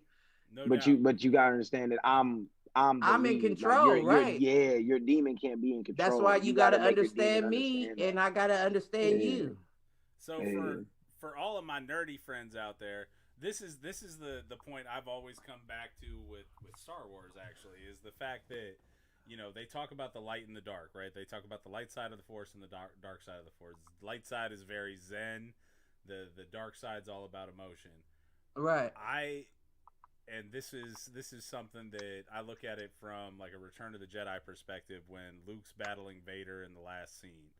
You see Luke kind of cast aside the lightsaber, say, I won't strike you down, I won't do X, Y, and Z. But 2 minutes before, it was raw emotion that was driving him. And when you look at that, it's being able to accept both the Zen side of I control how I respond to something, but if I use my emotions in the appropriate moment, it's just as powerful and can be used just as much for good. And that's to say that, you know, and I look at this from like a leadership standpoint as well. Like we were talking about leadership earlier. You have to be able to be calm in the right moments, but you also have to be able to tap into that passion, that raw emotion to channel people in the right way. And you know, I jokingly am taking this back to like Star Wars. Like the most powerful in that universe is going to be the one that knows when to control and knows when to unleash. Right. And I think that's life. Like that's the whole reason why, you know, Star Wars as a parable of good versus evil and like the light side versus the dark side never doesn't resonate with me as much as the ability to understand both sides and bring them together is where the real power lies. Right. Because the light was born in the dark. Exactly. You can't have one without the other. Light was born. Light was literally birthed in dark. So. Right. There you Don't go. Make me pick up a Star Wars movie. Oh, you said I didn't watch The Mandalorian. You might listen. You might have just inspired me. Well, The Mandalorian luckily has nothing to do with the Force. It's all about a bounty hunter, so you'll be good. that might make me like it more. Right. And Gina Carano's character is an she's an ex Rebel Alliance soldier who basically left the Corps. So she was in the white. She's say that again. She was in the white suit. You know what I'm talking about? The white suit dudes. No, she was not a stormtrooper. She was okay. That's what. That's exactly what I was thinking of. She was a rebel soldier, and once the peace came, she didn't know what to do with herself. So she like left. That dude that flew. Yep. The dude that had the jetpack. Like Boba Fett. Yeah. Yep. In the mask. Yep, I know. Now I know a little something. You'll be all right. I think if you watch it, the good news is with this series, if you watch it from the beginning, you really don't have to know anything about Star Wars. Like it is a completely standalone story. The only thing, but they got the dude and they got Gina. I didn't know Gina Carano was in it. Well, and Pedro Pascal is the Mandalorian, the dude from Game of Thrones. He played the Viper. He's done a couple of other roles, but that's for the record, Gina Carano would have whooped the shit out of Ronda Rousey. You heard what I'm saying? Would have whooped the shit out of Ronda Rousey. I think she would have took the UFC over if it was popping when she was around. When she was big. She took Strikeforce over. So and then I believe, really, if I'm not mistaken, she moved from Strikeforce to not WEC. It was another one. See, I can't remember, but she was like 23-1 or something like that. Okay, see, I know and the one she lost was like beginning of her career. Gotcha. I know her more from acting stuff than I do from her fight career. I know her. I know you were excited when you saw her. I'm like, oh, all right, maybe this is my hook to get Cliff to watch it. Listen, I'll get you my username and password. You'll be all right. Listen, I will. I'll watch it, especially if she's like a. Is she in it or? She is in it, I think, from about the middle of the first season onward. That's cool. Okay. I like the Hispanic dude, though. Pedro Pascal? Is that what his name? No, are you talking about Esposito? Isn't he the Mandalorian, the Hispanic dude? Yeah, yes. So, yeah, you're talking about Pedro Pascal. Dude from Lord of the Rings? Not from... Or not Lord of the Rings. Game of Thrones. The Dragon show, Game of Thrones? Game of Thrones, yep. Okay, yep, that's what I thought. Yeah, I like him too. Yeah. So, we'll have to... I'll have to get you caught up on that one before Gus can't come. I gotta... I'm gonna have to... Listen, I'm gonna have to get a bottle before he comes on, though. Because I got to be drinking that when he comes on. I mean, I got a bottle sitting here. I got a bottle of the rum sitting here, so. We'll have. I still ain't bottle. tried the rum. Oh, I try. Like I said, it does. I don't think it's quite as smooth as the rye is. They actually just launched a, and honestly, truth be told, I wasn't even familiar with it. They just launched a. Damn it! It begins with a G. Hold on a second. It's the alcohol type. Yeah, it's like Damn, this is gonna piss me off. Give me a sec. What's it called? So they've got their rye, they've got their rum. What else do they got? They just launched something, or they're in the process of launching something. They need to launch a vodka. Oh, what is it? A Genevieve? Genevieve? Well, is that a full liquor? Let's see. I thought that was like a liqueur, like a taste, like a. No, this is. Maybe it is. Yeah, I think that's a liqueur. Like it's probably only like It's not like 40%. It's a malt whiskey enhanced with botanicals. And it's what, like 20% alcohol. It's a mixer. I mean, I feel like they don't do anything that's 20%. It's almost 40%. It's 75%. Okay. Well, So yeah, no, that's a real. Not that's quite real. as strong as their other shit, but that's real liquor. Yeah. Listen, I've been back on my vodka tonics, G. I need a good vodka other than Tito's that I can keep in my cabinet that I can mix with my club soda and lime. There you go. That's what I need. It's funny you bring up Tito's because that's Andrew's teacher's favorite drink as well. A vodka tonic? No, the Tito's. Listen, just the Tito's, vodka side. Club soda and lime, you can't go wrong with that. That's like drinking beer. You don't even be drunk like taking shots. Right. You just feel like a grown man. Like, I'm all right. Let me drive home. I'm just playing. I'm all right. Allegedly. Hey, I'm just saying. It's freaking hilarious. Oh man. Where was we at though? I don't know. My fault. My shit jumping right now. It's all good. We're about hour 40 in. We're kind of jumping around. So we got two ways we could take this to kind of round out the show. So I'll throw it up to the group. Mm-hmm. We've got our topic from 2 weeks ago, Cliff, around putting together our heist crew, which I think is a good backup topic. Or we could jump into, and I could just kind of walk us through this contract with Black America that Ice Cube is working on with whoever's in charge. If I'm being 1,000, as much as I would like to get into the heist topic, I wouldn't want to do it with Keem here because we didn't prep him. That's right. And I don't want him to feel left out because once he hears my list, he's going to agree with me, not you. Come on now. Are you serious? Yes, I'm serious.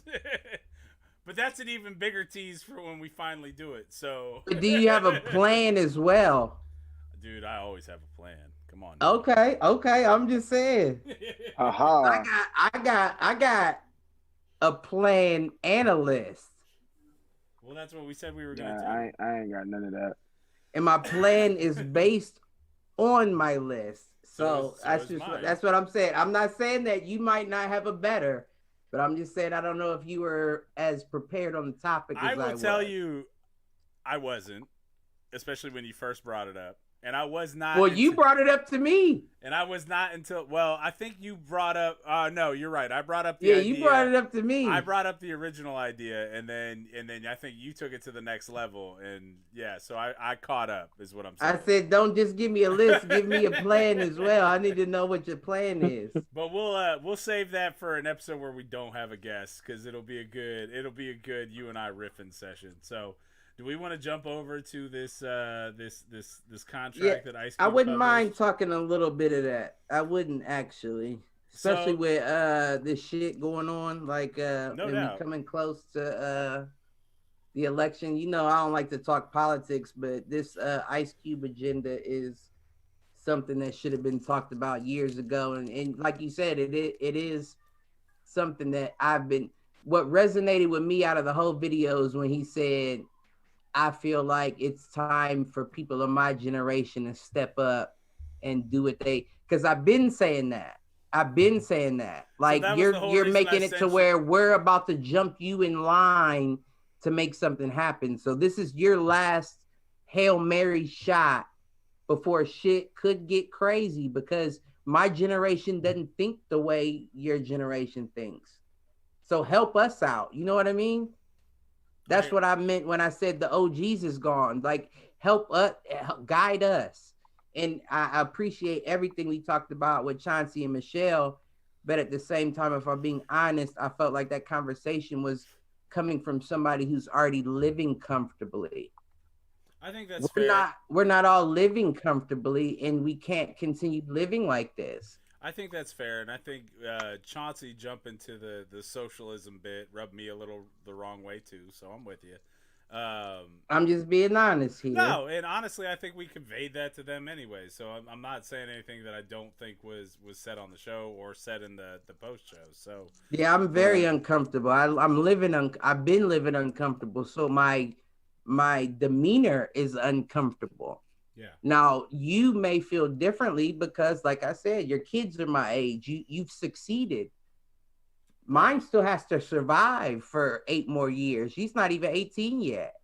Right. You feel what I'm saying? And at the way things are going right now, I can't afford to be like, I hope the next president no, there's no time for hope. So it's I either think you're gonna make something happen or something's going to happen you don't like. So I think that the comment that you brought up is exactly why I sent you the video. So for those that are wondering what the fuck we're talking about, Trevor Noah had a full, I think, 15-minute interview with Ice Cube, specifically talking about the contract with Black America that he's sponsoring, that I think media outlets grabbed and said, oh, no, Ice Cube is a big Trump supporter, blah, blah, blah. That wasn't the intent of what Ice Cube came out and said. Ice Cube came out and said, I have put together an agenda for Black America that whoever is in power, I'm willing to work with to make it come to reality. More importantly, he said exactly, and I don't mean that. I don't mean to say leaders not being there, and he felt he had to step up because there's been a lack of leadership from his generation.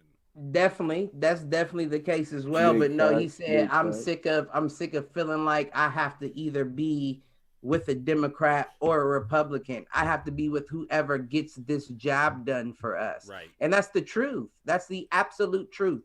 Whether he does say I endorse Trump, so fucking be it. If he feel like he made headway with him. Right. Like, I don't understand. Like, it's Ice Cube, you know what I mean? And don't get me wrong, I know a lot of celebrities sell out, but it's Ice Cube though. You feel what I'm saying? Like, let him at least cook before you start to say the food tastes nasty. Right. Like, he hadn't even cooked it yet. Like, we understand he did Are We There Yet, but he's also but he's also responsible for NWA. The very first of the pod, and my guy gets it. I appreciate that. Listen. Don't let that shake your foundation of Ice Cube is all I'm saying. No doubt. So I'm gonna read and jump in where we need to, right? Like, because I don't want this to just be me reading this. But I'm gonna start off with kind of this first. It's not the first paragraph in the doc, but it's kind of the summary. So yeah, school me, my brother. It says, this contract with Black America is a patriotic pathway to promote our shared prosperity and achieve racial economic justice. Ambassador Andrew Young is equally supportive. The pandemic has revealed to us the importance of the essential worker, of which many are minorities. We can grow no stronger without improving the sustainability of those at the bottom of the economic pyramid. The contract for Black America is a comprehensive step towards an action plan that addresses the future stability of minorities and essential workers across the nation. So that's one paragraph from kind of the intro of his plan around this contract with Black America. If I'm being honest, now I know that's just the first paragraph. Yeah. But those are just words to make white people feel comfortable. Oh, no doubt. Like, those are just particularly set up words to make white people know we're serious. We planned on structuring this so our words are structured, but tell me what's going on. But we're not shooting for an armed takeover yet. Right. Which, by the way, I'd like to hint, when we talk about the heist, maybe they are. So the first point, bill to guarantee black opportunity and representation. Adopt a plan of neo-reconstruction to redress past wrongs systematically imposed on black Americans economically throughout many generations that has resulted in a wealth gap where the average white family has 10 times the wealth of a black family. In addition to some of the economic initiatives listed below, also formally apologize to black Americans for past discrimination and slavery. Additional black opportunity and representation will include affirmative action in public schools, public and private schools, black representation on all government civil rights bodies, civil rights classes mandatory in elementary schools, gerrymandering reform, additional polling places in black and minority neighborhoods, and Juneteenth to become a federal holiday. So at the end of the day, right there, that is, I think that's a critical piece, regardless. Like, it's also something that the Republican Party will never acquiesce to because it's talking about voters' rights, and we all know. Well, I don't really feel like they're not about voters' rights. So I don't feel like he's like really asking for anything. What was he asking for, though? You realize, though, that like we're talking about a system that is straight up shut down polling places in black neighborhoods. I get it. We're talking about the black representation on all government civil rights bodies. So when we talk about police reform, when we talk about, for example, here in Columbus, one of the issues on the ballot is standing up a civilian review board. It's basically saying you need to guarantee that at least 20% of that board is black. And then black civil rights classes being mandatory in elementary school.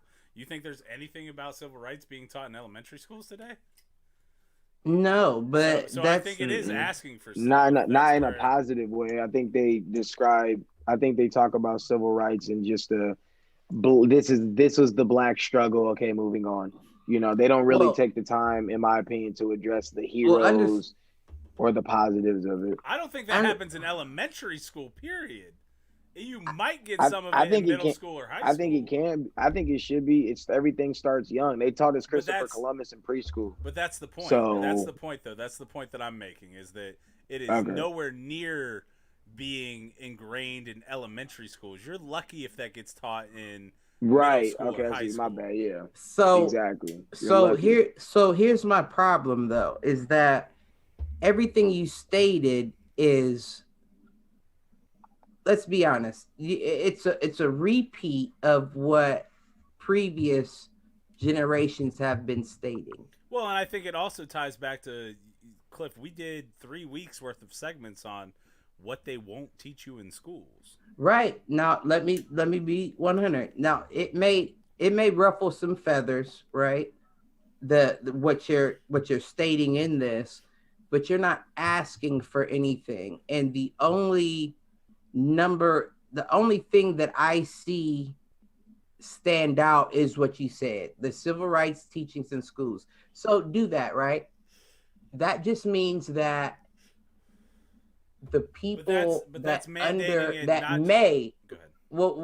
may possibly understand the struggle won't come into power for another 20 years, 25 years. And I get your point on immediacy. That Cliff. means nothing. But I get your point on immediacy, and let's keep going through this list. But I think that is a long-term strategy. Like, education at the end of the day is now you're right. Strategy. That's a strong point. But like I said, even educating now isn't going to do anything but put us in a position where we may be able to get some real shit passed once those kids become power. Which, let's be real, you got to be at least 35 to be. You're talking about for president, but that's not the case for Senate and for House of Representatives, right? But and local, and it's still not. So I'm not impressed. So let's keep going. Yeah. The next one is lending reform. So bank lending will be regulated to require banks to lend a percentage of all loan and credit categories on an equal basis to the black population that each bank serves. However, the minimum threshold must yearly meet the percentage equal to the national black population. Rates on black loans federally and from banks to be the same average as whites. So basically saying that black folks on average have to receive the same average on loan rates as white folks do. But what I will also do, and I'm not trying to combat anything. No, I'm with you. But what I'll also say is 25% of blacks in this country are in a situation where they can accept a loan. Right. You know what I mean? That means nothing once again, because what you're doing is the people that are already set up in a situation. But what it is guaranteeing is that those that are qualified actually get it, because after us, and I'm fine. And don't get me wrong, I'm not trying to be greedy for me. No, but it's not. You know what I mean? I'm just trying to guarantee that something happens noticeably within my lifetime, and all this that we're speaking of isn't in with it. It's not within my lifetime. I think some of that is. I think that you are running into situations. I think some of it is, yeah. Well, what? When I already told y'all in the beginning of this pod, I don't plan on being past 63. So that means as I approach death, it gets equal, and I don't even get to see that it may have for my daughter. I'm not accepting that. But again, right now, your daughter's credit score is non-existent. If she were to take out... Well, I got a lot of light bills in her name, so all I'm saying, I'm just playing. Playing. I'm drinking out of a fucking backwoods wine glass. What do you Someone think? said that in the chat, and I tried not to laugh. They were like, is Cliff drinking out of a, what'd they say? A jar. Yep. A jar. Is Cliff and I answered very quickly because I saw that in the chat as well. Yes, I am. This is I drink out of jars. Listen, it's the mason jar. This is a Kool-Aid glass for a lot of us back in the day, but this is my beer mug tonight. So all right, so culture. I will definitely drink out of those. I will respectfully disagree with you. I think that does impact people today. I think there are blacks today that don't get the loans that they're qualified for. No, I agree. Is basically what that's saying. No, I'm not saying that by no means. I'm just saying that isn't one of the biggest issues on the docket for us to be addressing at the moment. I hear you. So let's keep going. Federal funding of baby bonds. So pass a federal program providing every child with a government-funded trust account at birth, starting with $1,000 contribution, is proposed. It talks about who it was proposed by. Let's see. Accounts to be managed by the Treasury, and only those born into lower wealth families would receive more contributions each year, up to $46,500. At age 18, access to the funds allowed, but use is restricted to asset-enhancing actions such as buying homes, starting a business, or funding education. Put my plan against Ice Cube's plan. I mean, I think his got a lot more specific than ours did. So. Well, I did mine in 15 minutes. I could do a lot more with more time. Remember, I told you that was before a nap that I prepared that. But all I'm saying right now is everything that I planned. The Trump is verbal assault. I hear you. You can keep all that, but if we can do a racial verbal assault is equal to regular assault, so where you could defend yourself in that situation, you can keep all the money you want. I'm smacking the shit out of white folks to the day listen. I don't care if I need a prosthetic. It better come with a sling on that bitch, because I'm whipping that strip around. Listen, what'd you say? You said what? Nougat? You better have said nougat. You better have been talking about a Snickers bar. Because I'll fuck you up in here. And the police won't take me to jail, white person. That's enough for me. Nougat. Right. Yeah, don't stutter. All right, I'm going to keep this moving. Federal Reserve. Federal Reserve and government pensions must allocate 13.4% of their investments into black-owned enterprises and businesses. Venture capital and private equity funds that take public money must invest the same percentage of their total funds into black-owned businesses. So I think that's another one that hits today. Like anybody that takes public money must be able to invest 13 to 13.4% into black-owned businesses. Mm-hmm. Right. Yeah. You see, yeah. Let's see. A banking commission will be set up to overlook and report on black and minority lending. We've tried that before, so I'm going to skip that one. You know Personal what? data and credit. You know what? This is making me feel like, and don't get me wrong, I had a understanding, but this is making me feel like even Ice Cube is disconnected. Well, of course he is, because he's a fucking multimillionaire. I Yeah, think it's He's and been don't get away me for a wrong, while. because these are good points, but the disconnect is a lot. Like you're talking to the upper 25%. I agree with that to an extent. I think when you start getting into the next 4 or 5, I think it's a little different. So can I hit those real quick? Yeah, hit those. Let me hit those real quick. So one is personal data Hit and those. credit. It's basically saying there needs to be better guidelines around the Fair Credit Reporting Act, as well as information in a criminal background. So people shouldn't be able to see that you have something that was expunged, and today they can. Fine. Right. Prison reform is basically saying abolish all private prisons, Right. which I think nobody would disagree with. Judicial reforms eliminate mandatory minimums and 3-strike laws. Again, I think that's something everybody could agree with at this point. There should be no such thing as a mandatory minimum or a 3-strike law if it's all minor offenses. Well, I don't mind the mandatory minimum as long as everybody's held to it.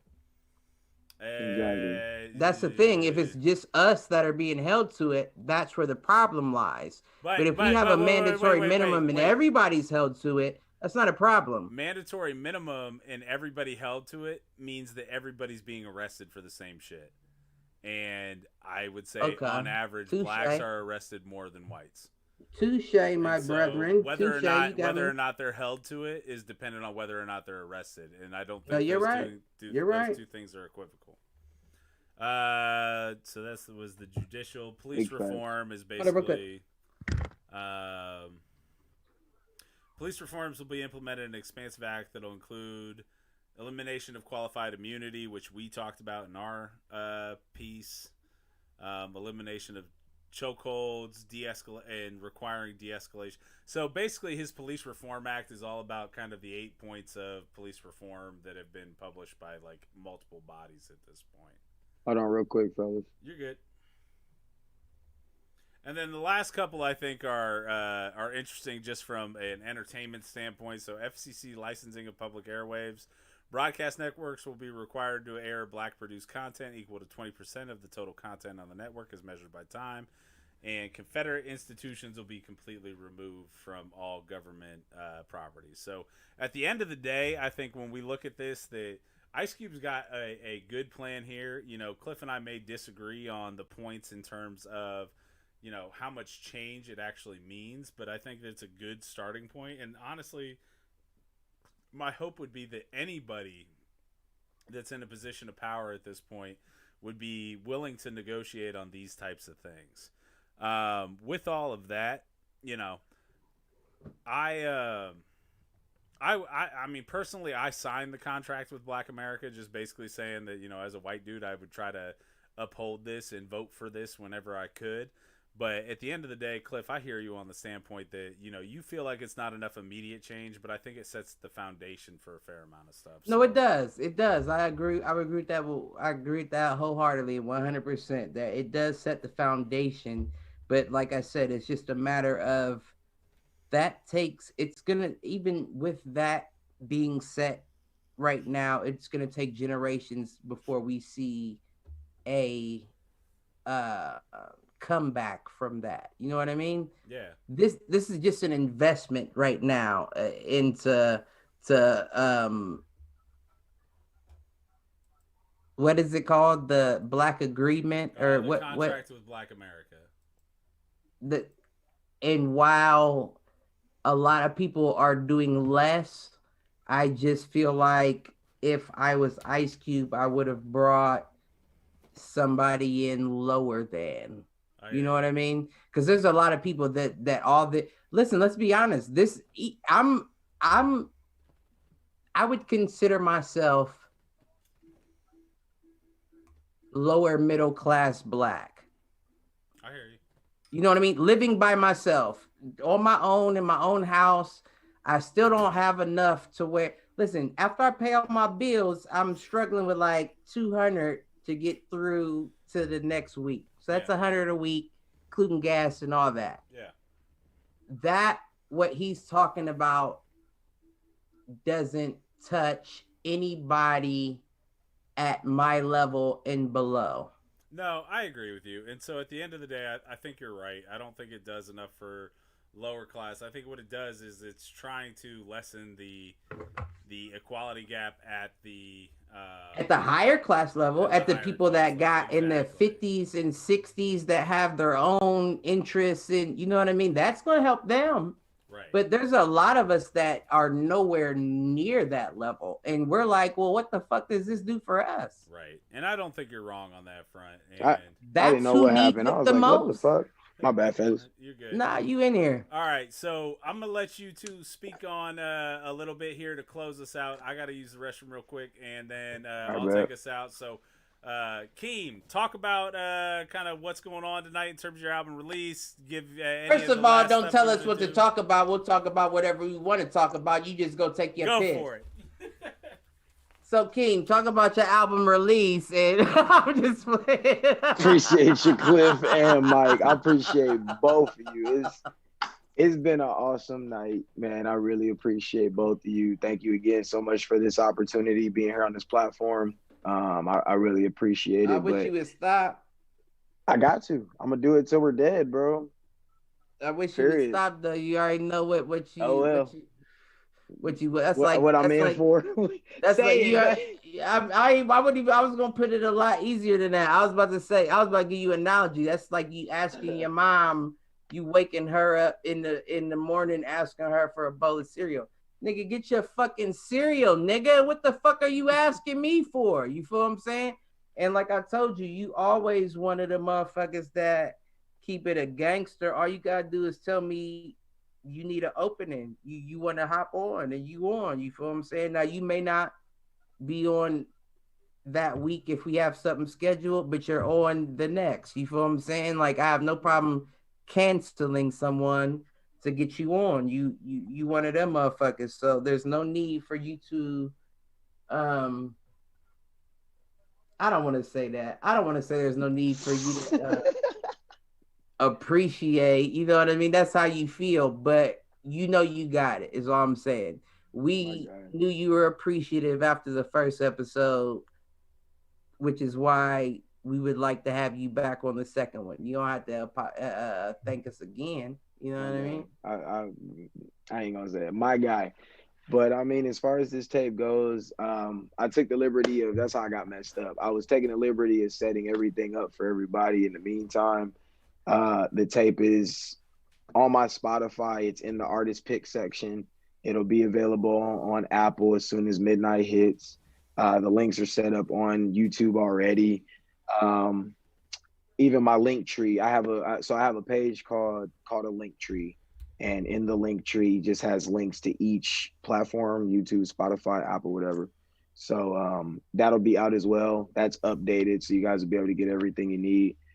All I can say is enjoy. I really hope everybody loves it and can take like something from it and really like grow from it in themselves. So yeah, that's really it. Just enjoy. So okay. Of course you feel that way. And I feel that way as well. But I want to put a deadline on us. You mean on you and Keem, or me and you? Well, there's already been a deadline on you. You just end up making it every week. You know, I try.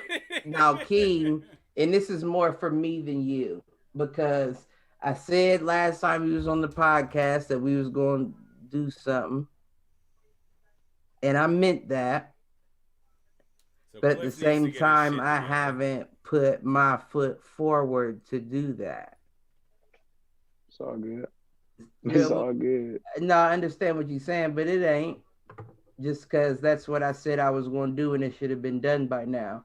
So I want to put a deadline on us. Nothing on the podcast or anything. This is between me and you. End of the year. By November 13th, I want a song done with you if you're available.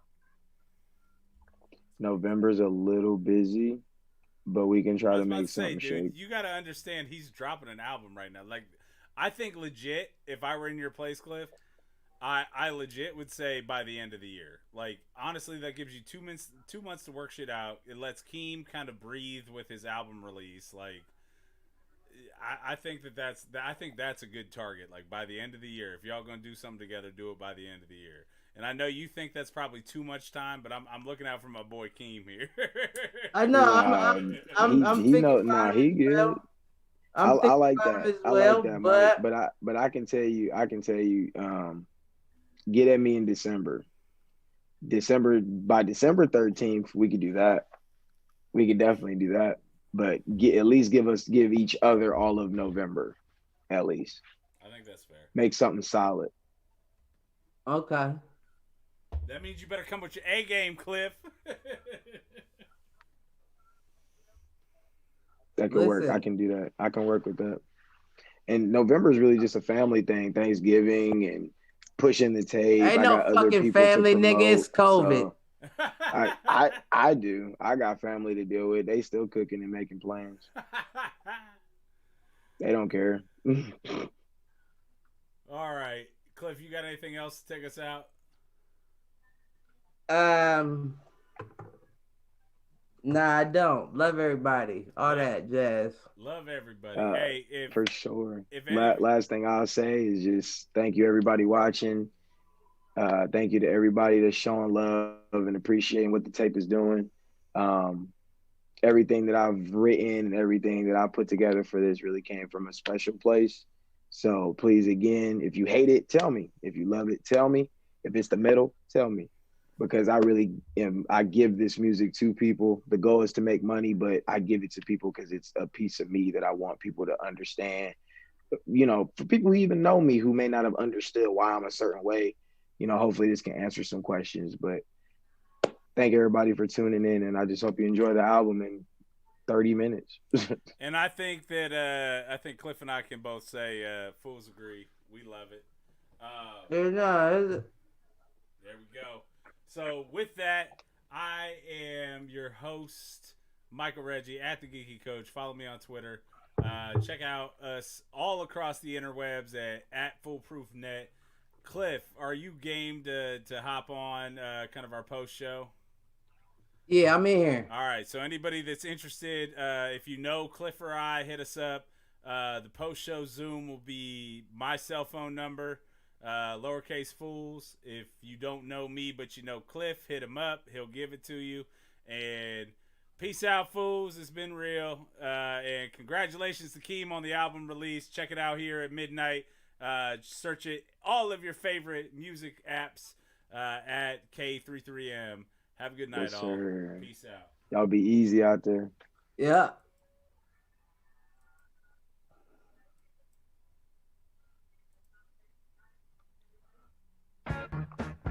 Fuck that playback. Play key shit on the way out.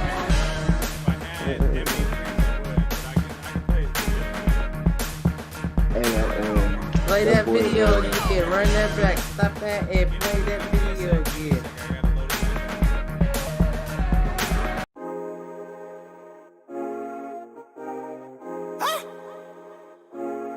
Prince King.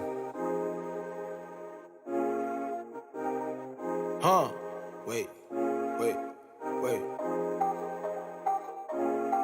Yeah. Don't you tell me that you love me, I'ma tell you I don't care. Switch that flow up when I pull up so I know they hear me clear. It's a big deal, bitch, don't you play me like I'm scared. Got my bros all in the building like a pack up in the den. They don't wanna see me win, police tryna do us in. I'm just tryna make my ends, they just tryna end our kin. I be pulling heat and giving toast for all of them. Bitch, I'm swimming in that water, all black on me, your honor. Stand for something when they call us steady thinking like the scholars. Malcolm Martin when they fought us. I'ma eat up my plate. Don't you tell me that you love love me, I'ma tell you I don't care. Got an L full of that loud and I'ma take it to the head. I've been dreaming about 1 million, I'm about to make it 10. Don't you tell me that you love me, I'ma tell you I don't care. Switch that flow up when I pull up so I know they hear me clear. It's a big deal, bitch, don't you play me like I'm scared. Got my bros all in the building like a pack up in the den. Don't you tell me that you love me, I'ma tell you I don't care. Switch that flow up when I pull up so I know they hear me clear. It's a big deal, bitch, don't you play me like I'm scared. Got my bros all in the building like a pack up in the den. I'ma tell you I don't care. I'ma tell you I don't care. I'ma tell you I don't care. I'ma tell you I don't care. I'ma tell you I don't care. I'ma tell you I don't care. Got an L full of that loud and I'ma take it to the head. I've been dreaming about 1 million, I'm about to make it then. It's a big deal, bitch, don't you play me like I'm scared. Don't you play me like I'm scared now. Hands down, I've been at my best now. Moving for the home crowd, sipping on that Remy, that exotic till I pass out. Everybody pour one, we ain't leaving sober. All up in it, bitch, until we turn the building over. 2 cups and I'm focused, balancing like Lotus. I'm the one, you know this, you know that. Don't you tell me that you love me, I'ma tell you I don't care. Switch that flow up when I pull up so I know they hear me clear. It's a big deal, bitch, don't you play me like I'm scared. Got my bros all in the building like a pack up in the den. Don't you tell me that you love me, I'ma tell you I don't care. Got an L full of that loud and I'ma take it to the head. I've been dreaming about 1 million, I'm about to make it 10. It's a big deal, bitch. Ha.